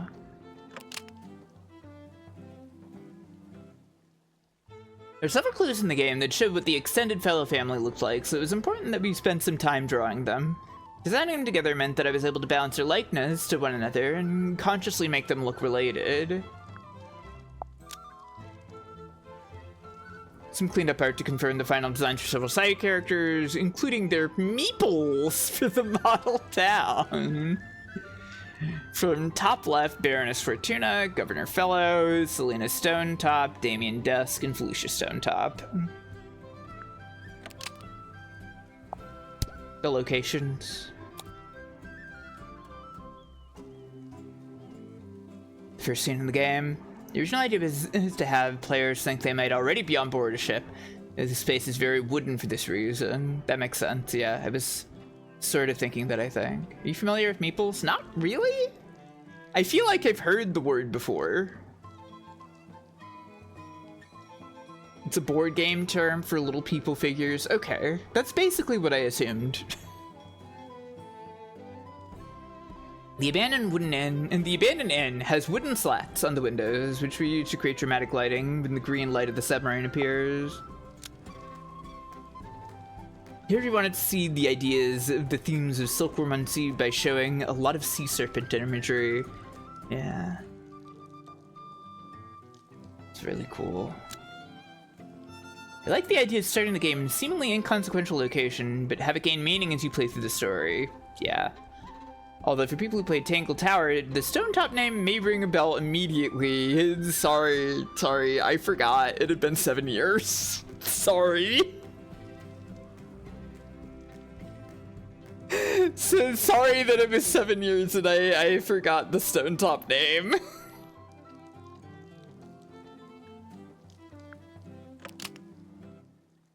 Maybe I should have just played it again. Well, whatever. It's fine. I got reminders along the way. The biggest story in this abandoned fishing town is the discovery of a sea serpent, which we represented with the statue in the town square. It felt more impactful to show a close-up of the fisherman's foot holding down the serpent, driving home the narrative of the serpent being the town's conquest.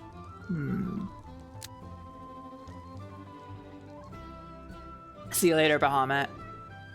Silkworm on Sea is named after the silkworm, the larva of a silk moth, which carries symbolism of transformation and death. He was drawn to the concept of the silkworm as a mortal shell that perishes, and the silk moth is the ethereal ghost that transcends. Wow.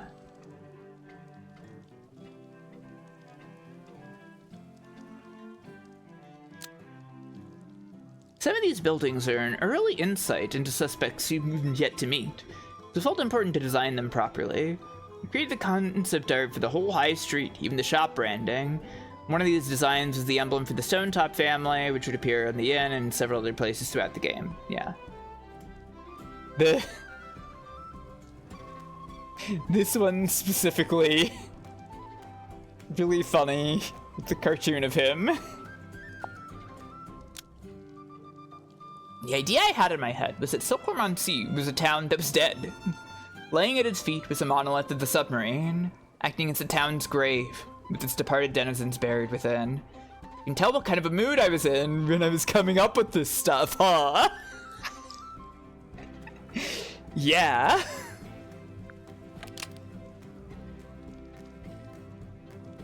This is the first time you set foot on the Martuga submarine, and we wanted it to feel unwelcoming and foreboding. The buoy's chain leads the player's eye towards a dark, uninviting, open door. The puddles of water were a good opportunity for creepy reflections. They were nice.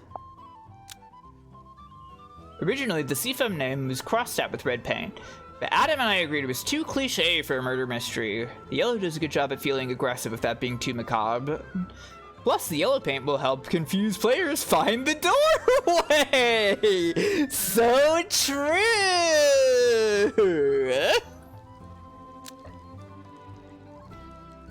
Originally, I had planned a harbor area between the town square and the foredeck where you'd fully see the submarine sitting in the water. Catherine convinced me we didn't need it. She was right. Yeah.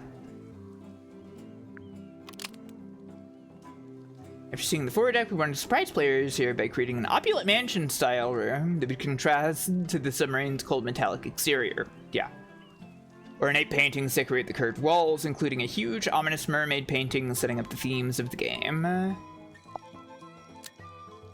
Tried to concept a fireplace that you could believably find aboard a submarine, and started to look more like some sort of furnace. Despite there being a fire in the middle of the room, we didn't want the space to feel too cozy, so we opted for the pink-colored flame to get the room feeling unfamiliar. I was actually very entranced by the pink-colored flame. Sorry. Sorry, it didn't actually alienate me in any way. I liked it. I thought it was cool and enchanting.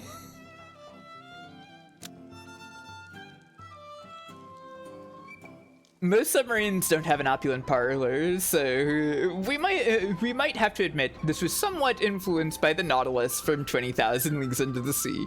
What a surprise. It also functions very nicely as the kind of room in which the suspects might eventually gather to be accused by a detective. Indeed.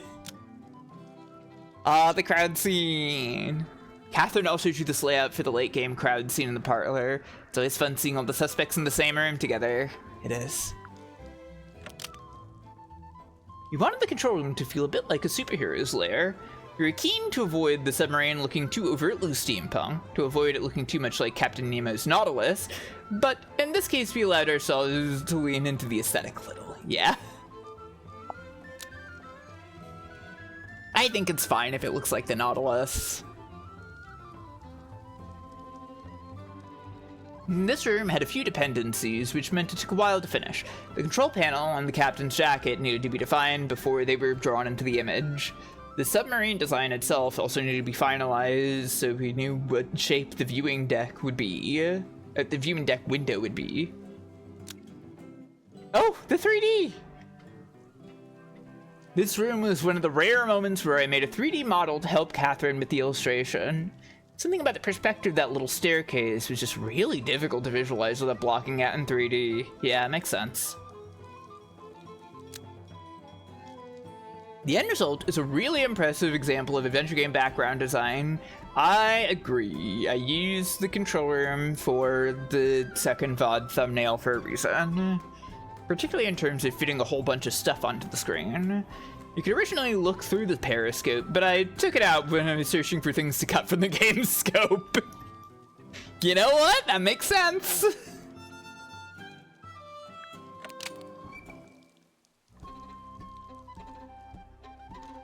This room took a long time to draw as it needed to be densely packed with trinkets, oddities, and posters to reflect Zephyr's eccentric obsession for collecting curios. Level of detail meant that I needed to carefully use composition and color to make sure the clues and puzzles stood out. Hello, Andy. How are you doing, Andy?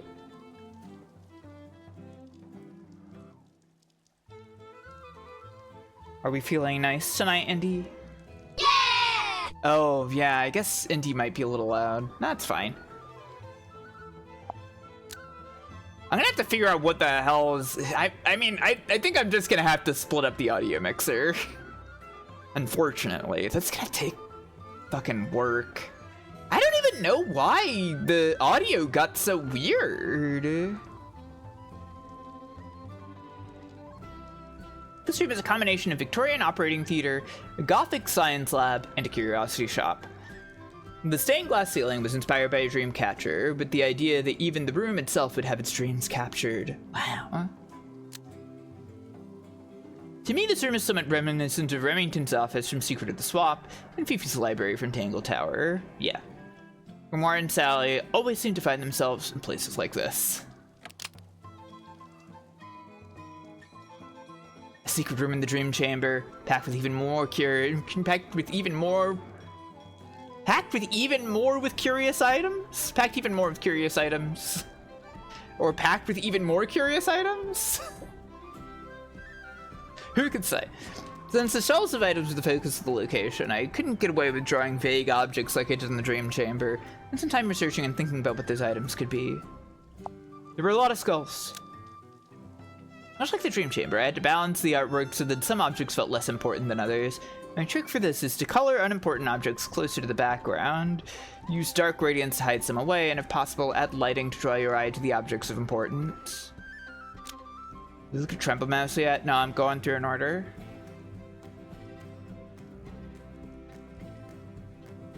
This room is full of things that have the potential to be clue objects, but by this point in the game, Grimoire and Sally have plenty of clues, and they're becoming rather blasé about seeing yet more treasure chests and crystal balls. The exception, of course, being the thing in the central cabinet. Yeah. This room is Marchica's space, so it needed to feel like missing something. The empty chair staring right at you felt appropriate, yeah. Areas covered in rags and cobwebs, untouched and forgotten.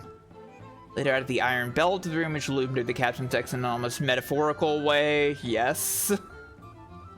It did feel like the bell was like looming over the ghost of where Martuga would be, that it would fall and kill him or something.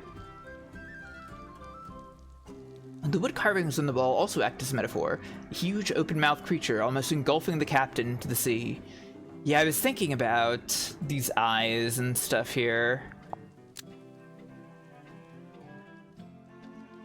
I wonder if people who've recently played Tangle Tower were stopped in their tracks when they saw that empty birdcage hanging from the ceiling. Yeah, I hadn't played it recently enough. I didn't play it recently enough. I didn't notice. I don't remember. It's been 7 years. I gotta play that again, probably on my own time.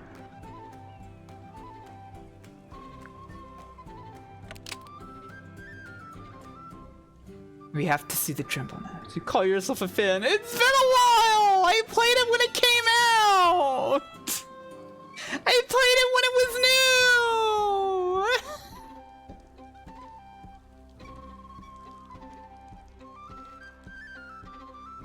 new! A since Martuga's death, the secret room feels slightly haunted, yes. There are blown out candles and an eerie blue glow coming from a single tiny window that makes the area feel more private. Eventually, I framed the room with a tight corridor to make players feel like they were peering into something they were not meant to see. Yeah. There are a few moments where light plays a key role with this room. Mood changes several times through the game, depending on what part of the story you're experiencing. Yeah. Originally, the foam projector was found in the model town's lighthouse, projecting onto the curtain drawn across the door. Oh. The curtain really did feel like there had to be some more meaning to it than there was, so I guess that makes sense.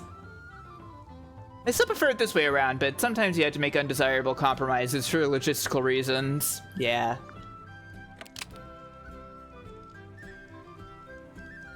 The benefit of a submarine made of two former vessels means some areas work as a time capsule, giving you a window into the past. Great for environmental storytelling.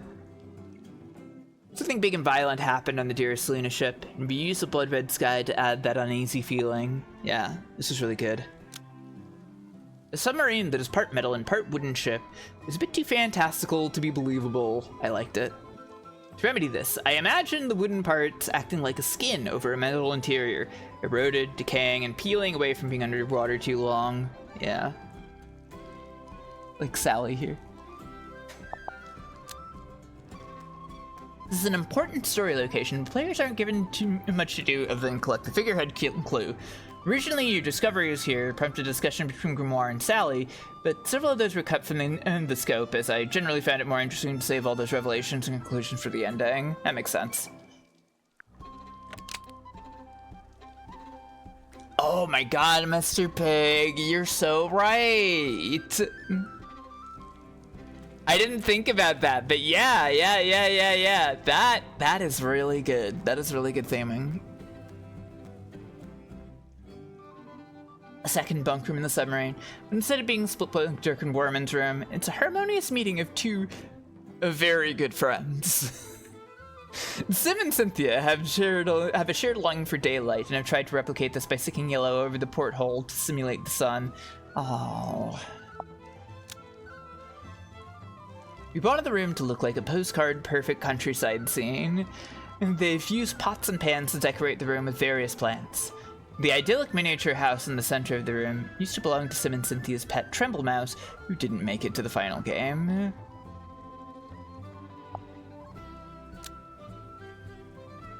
Bedrooms are a great way to show how a character is feeling, and this room was used to show Sim and Cynthia's yearning to live amongst sunlight and nature. Even when the pet mouse was removed from the game, we kept the little wooden house as it importantly represented the kind of home Sim and Cynthia wanted to have. And there was also the drawing of a mouse as well. 2 bunk rooms in the game, and it didn't feel distinct.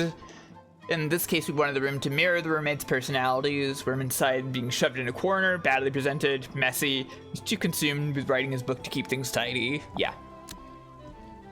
In stark contrast is Dirk's neat, tidy, and expensive side of the room. His bunk looms over Werman's like he's on a pedestal, whilst Werman works away behind the scenes. Adam found the hanging tuxedo humorous because why would you ever need a run in a submarine? Celebrities always need a tux, right?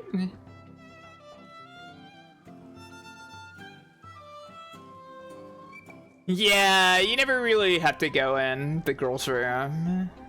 Aside from, like, the first time.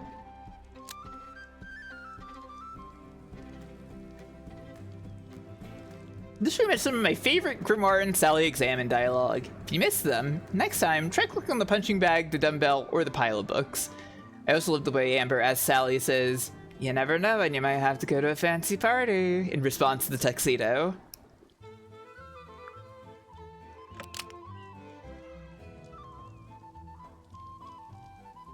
One of the few communal areas of the submarine, we wanted this room to feel like a cozy old tavern. The industrial aesthetic and shape of the submarine room made it a fun challenge. Corals hanging from the ceiling. We always try and bring ocean imagery into the submarine wherever possible, of course. This is all looking quite different. Yeah, there we go. The original submarine's purpose was to ferry the silkworm sea serpent, so I experimented with the visual of the serpent, which might have been used as a decorative theme. I imagine that the current crew would have built the mess hall on top of this dramatic feature, hanging kitchen pots from it and building shelves onto it.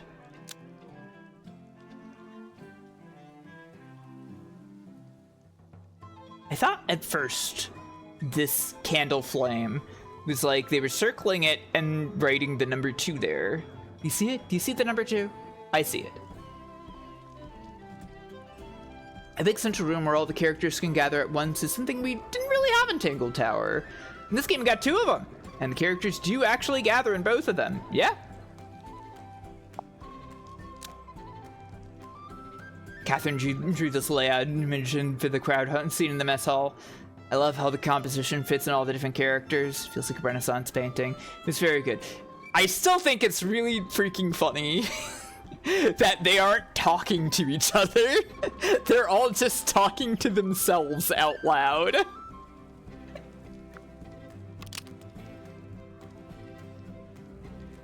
This bedroom is intended for a young Cynthia and has remained unchanged for years. That makes sense. Due to the damp nature of the submarine, the wallpaper is peeling away, making the room seem old and haunted. All the toys and decor are sea-themed, including a rocking seahorse and a doll submarine. Sim is an illusionist by trade, so I imagined her practicing her tricks in here. There was a freestanding walking stick to sell the idea, and I also used a fallen lamp to create an eerie stage-like feel to the room. Her suitcase was aptly inspired by 20th century magician traveling cases. The seafoam submarine was conceived when Cynthia was quite young, so this room was to be her playroom, possibly her bedroom. However, it never ended up being used for that purpose. Painting in the back was used to provide an immediate example of Sim's illusionist trickery before she's properly revealed to the player. Yeah. The most important location in the game, the crime scene. Adam already had a clear vision for this space and created a 3D mock-up. Along with the cauldron, he was keen on the porthole also being in the center of the room like it was watching, almost like the sea itself was witness to the murder. Yeah. Misspelled illusion. Misspelled illusion. Misspelled illusion. They misspelled illusion. They misspelled illusion in the concept art. Everybody, they misspelled illusion in the concept art. They put 2 S's in it.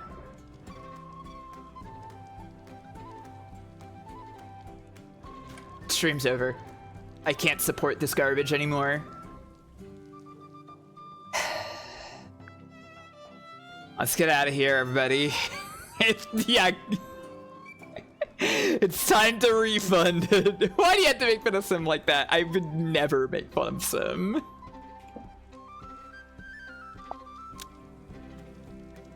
Wait, no, I'm sorry, Sim! It was here we decided, for dramatic effect, that the cauldron would emanate an eerie, otherworldly green light. The green light is a recurring theme throughout the game, and wanted to feature heavily here. Oh yes. Ah, here's the 3D. Very nice. An actual Houdini poster here. Fun. Slight hiccup. Scary. The legs on this thing are also really something.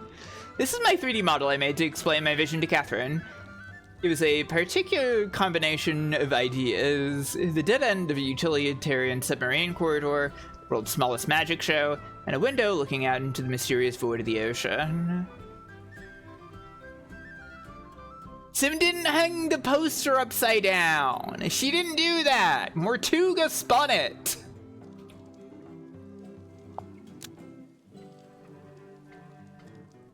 The illusion theater takes the form of a locked room with no way for anyone to witness the crime. Unless, of course, they were out in the ocean looking in through the window. Yeah. Mariana Moon has created a cozy campsite nestled amongst the cargo crates in the belly of the ship. She covered the ground in coal and twigs to replicate the feeling of being outside on a forest floor. A campsite is complete with a campfire, but of course the logistics of having one on the floor of a submarine that is partly made of wood is not a good idea. As a substitute, I use an industrial-style cast iron furnace as a more believable alternative, emanating light, heat, and sparks. Yeah, I like that.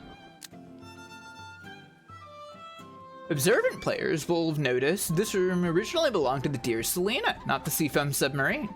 Makes you wonder what's in all those storage crates. Yeah, that makes sense.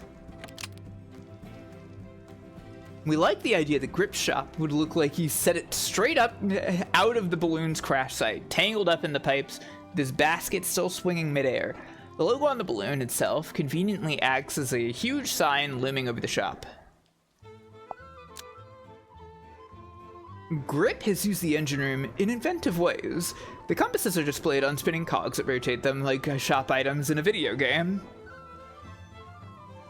A big star painted on the giant rotating cog in the background, making the shop look like a special offer advert.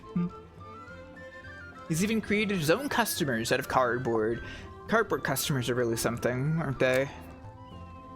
I have to assume Grip sleeps curled up in his basket at night, because I'm not seeing any evidence to the contrary.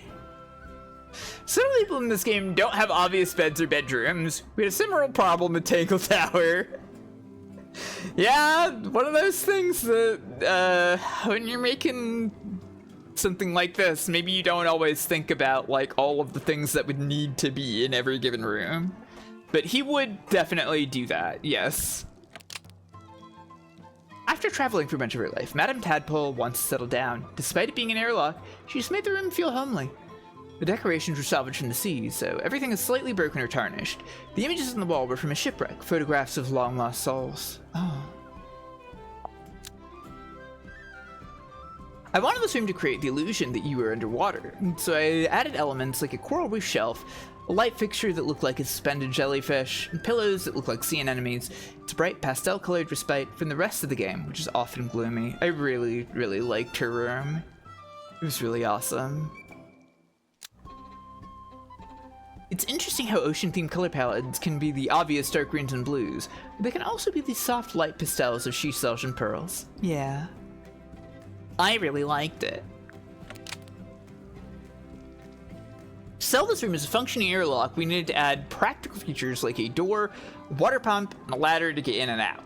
In the final artwork, the ladder leans back and becomes horizontal at one point. We decided not to change it, despite it not making much sense. Call it artistic license. Yeah, it's crazy good. Secondary purpose of this space was as a hiding place for Tadpole's valuables.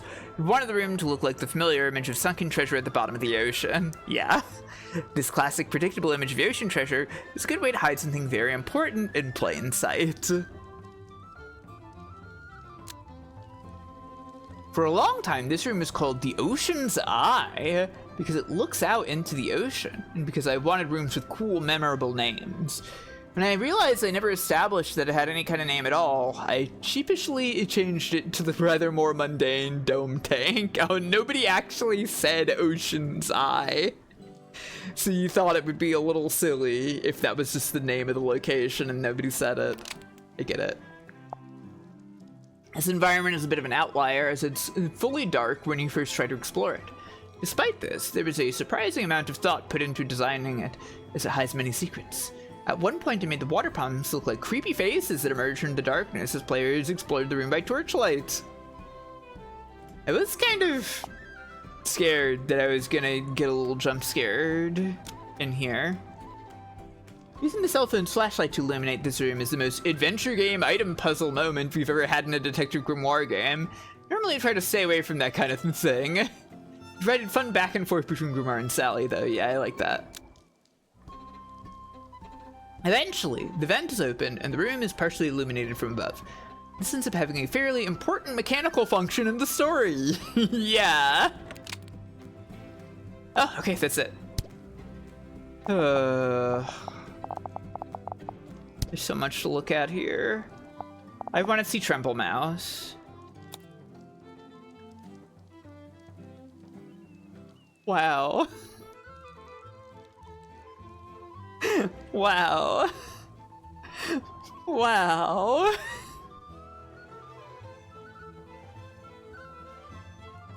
A clue that eventually got cut. This cute little mouse belonged to Sim and Cynthia.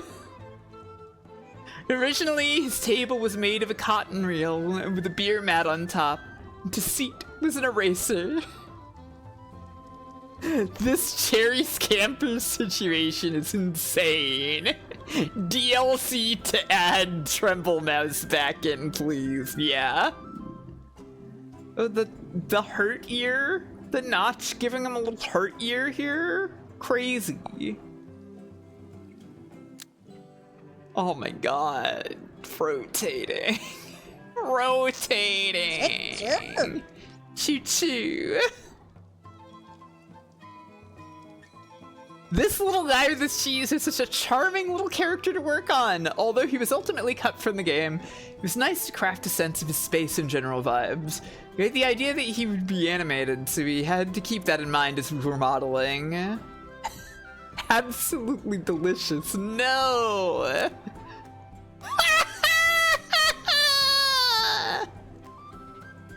Trembling!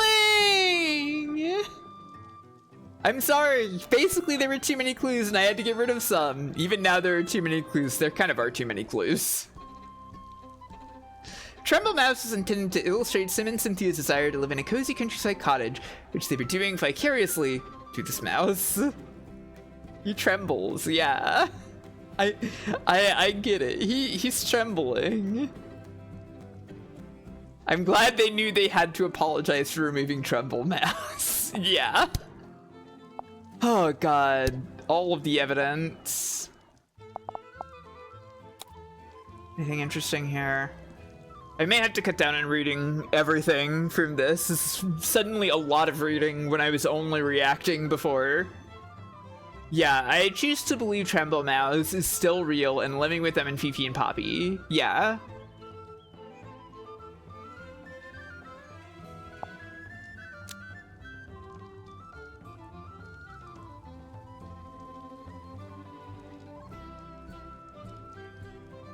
This is nice. The doll. This doll was made by Symmetry, so I imagine they had to be hand-carved from wood instead of manufactured plastic. This was based off a younger version of herself, so I made it look subtly different to her height, into her in height and appearance. I really wasn't sure how much I should read into any differences in appearance in this thing. Must confess, I'm more interested in the process of writing a mystery than the art. I like the art. But yeah. Earlier versions of the story, this doll had more to do with the murder itself. Oh, interesting. Where we landed on the sim doll, there was a doll of Mortuga that was involved somehow. Although I can't remember how exactly. Interesting. Oh, so scary. Remove her head? No.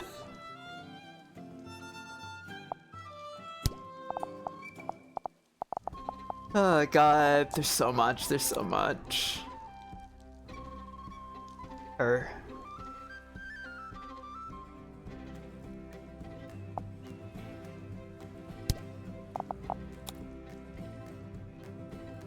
Another great way to show characters from the past is through paintings.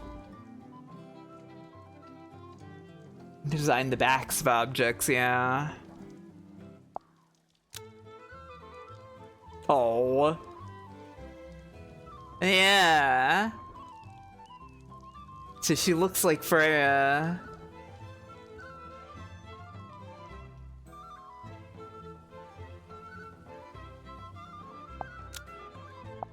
Honestly, like way more than she does in the final painting.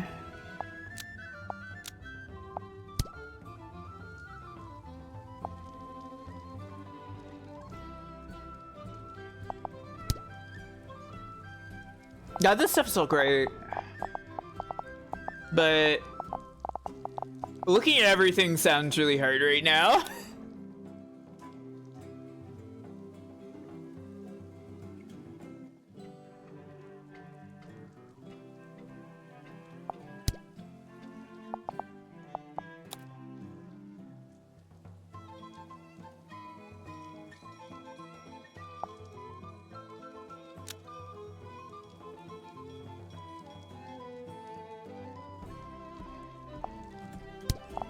Really awesome. I do want to see this. Yeah, just buy the game yourself and play it and finish it so you can look at the rest of the art gallery, everybody, okay? There are a lot of development. We eventually ran with the version that looked like a Saxon helmet made of flesh. Mouth rotates when it creates sound, so I designed it to look like the inside of a cassette tape reel. I was thinking about that. And this motif became a subtle visual language that starts to have clues in the game. Mary's song might be an alluring prospect, but choosing to use it displays dangerous hubris. The only two people in the story who were confirmed to have used it were Felicia Stonetop and Godric Grip. Though it seems that Selena Stonetop, or perhaps her father, may have also used it long ago. Yeah, considering they had the key.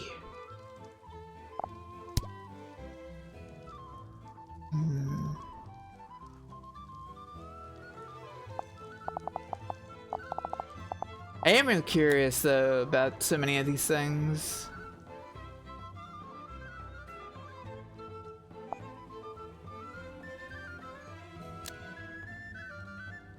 I'd be like, it's the broken compass, okay. Gasp! It's no longer a collectible. I'm a big action figure guy, so I fought to keep this cool in the game, even though it only serves a very brief mechanical purpose. Sometimes you just want to put a thing in your game. The broken compass. Where's it at? There we go.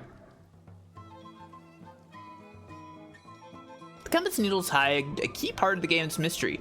Keen-eyed players may spot the secret early, but the intention must reveal the truth closer to the end of the game. There's a challenge to visually balance the needles, but the secret didn't stand out too obviously. Yeah? Yeah, I hadn't thought about it until I'd seen the rest of it, essentially, you know?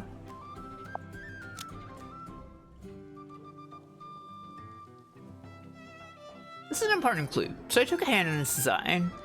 It's necessary to create just enough visual noise so we could hide something in plain sight. The process puts me in mind of designing Penny's birdcage from Tangle Tower, which was similarly used for a late game reveal.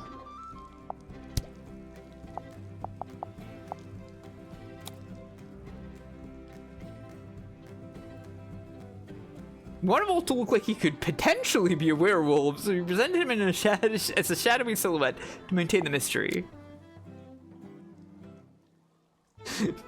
Look at him, like they made him look more like he's Atlas. Here. 2 early development images for the moon photo. The scene depicted is a combination of Wolf's strongman act and Tadpole's mermaid act. Much about Wolf and Tadpole's relationship ended up as unsaid. I wonder if players will be making their own conclusions. I don't like to think about things that involve men and women, so I won't be. My conclusion is this guy is dead as hell, TBH. Yeah! She might have.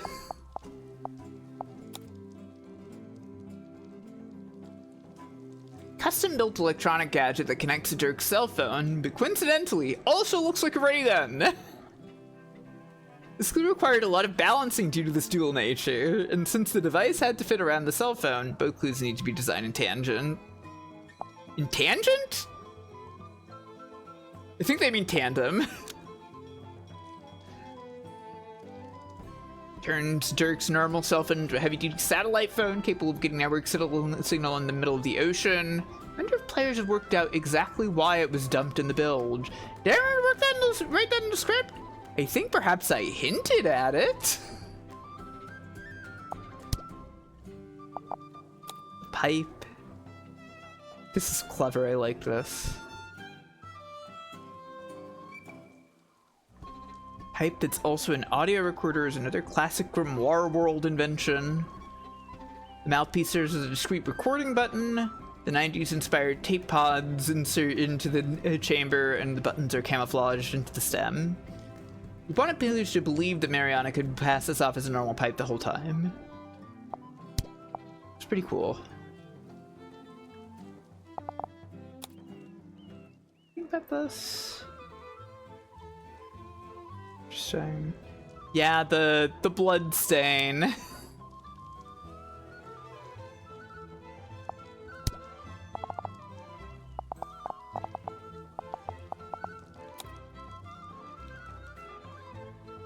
Based on Victorian-era mourning envelopes, which were used to communicate news of someone's death.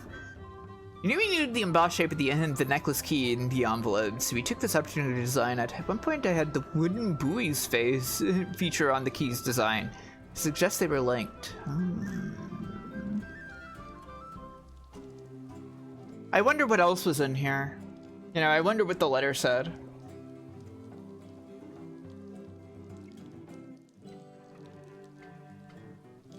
Since, you know, surely there was also a letter in addition to the necklace.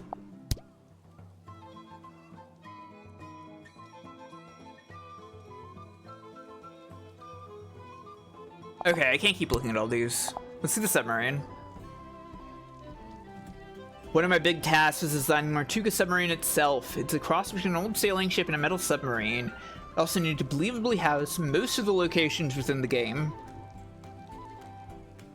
The front of the submarine needed a large viewing deck, which would later inform the look of the control room. Yeah.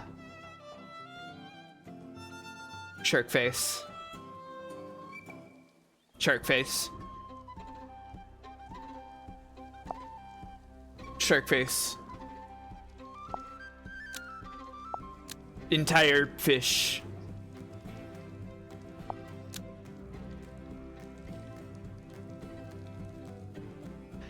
During my research, I found an image of a submarine that looked like a shark, which inspired me to characterize a submarine with a face, like it was a sea creature. At one point, I collaged together various fish images to try to create an interesting silhouette that felt familiar but also alien. This one's very fish. I mean, they're all extremely fish. But I like the way in which this one is fish. I remember seeing fishing boats on a trip to Vietnam that had eyes painted on the front of every boat. One of the reasons for this was to scare away sea monsters. I loved this idea and added a similar feature to the back of the submarine. Yeah, we didn't really get to see a lot of this, like, not on the model of the boat.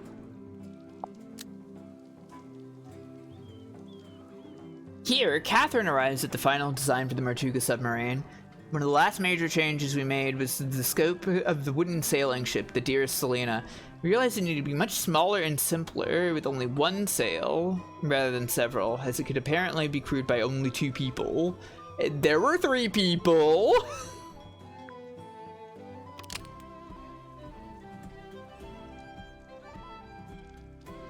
I used the rudimentary modeling skills I learned from making Crow Country, which I really do want to play. That'll happen. That'll happen at some point soon. Were there? Yeah. Yeah, Grip was there. Make the basic reference model for the shape of the Tortuga submarine. The submarine is very complex, and I didn't want Kendra to have to do too much guesswork when interpreting the illustrations. Catherine then used this reference model to make paintovers from a few different angles in order to give Kendra more information about the colors, patterns, and textures. By the way, I gotta ask, what was it intentional that, like, his name is Grip and he like is twice over grabbed by the mermaid? That's gotta be intentional, right?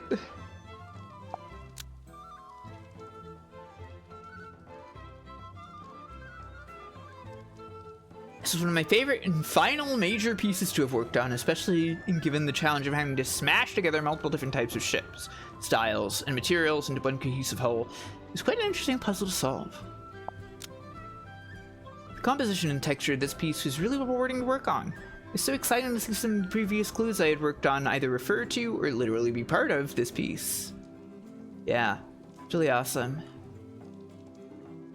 I kind of wish that I could just have the model of the ship and rotate it here. That's okay. The ship marine. Well, everybody, all done. That's all we're looking at tonight. There's some of that art gallery I didn't show you, but it's okay.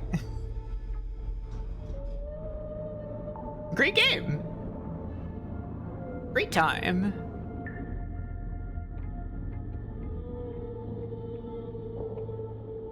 I do hope one day we can see another one, even if it's the last one, you know? But it's okay if this is the last one too. Let's find somewhere else for you to be.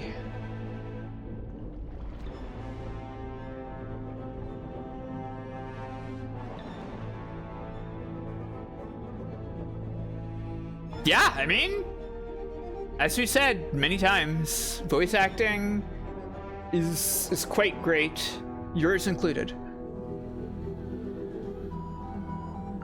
Where shall I send you? Where do I put you?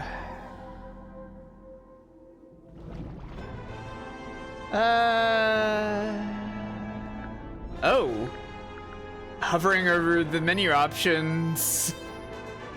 By hovering over raid options, great. I'm just gonna send you a code. She's playing Undertale. Wild. It's also like her birthday week, so go say happy birthday to her and everything. I'll catch you again later. I don't know if I'm gonna stream tomorrow. I kind of said before that I wasn't, and with like the audio problems I'm having, maybe I need to take some time to like break all that down. But at the same time, I also kind of want to play Dynamite Heady. I want to play Dynamite Heady and try to beat it. And maybe if I beat it early, we can watch more E3 stuff.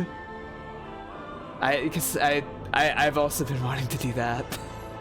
I've been wanting to look more at those Video Game History Foundation E3 videos. I don't know. Next week we'll probably get to Final Fantasy VI. We'll probably do other stuff. If I don't do Dynamite Heady like tomorrow, then I'll do it next week. Maybe Void Stranger will be back even. It might be time. I might have had enough of a break after I was horribly demoralized. Anyways, thanks for hanging out, everybody. Thanks for watching. See you all later. Bye, everybody. Bye.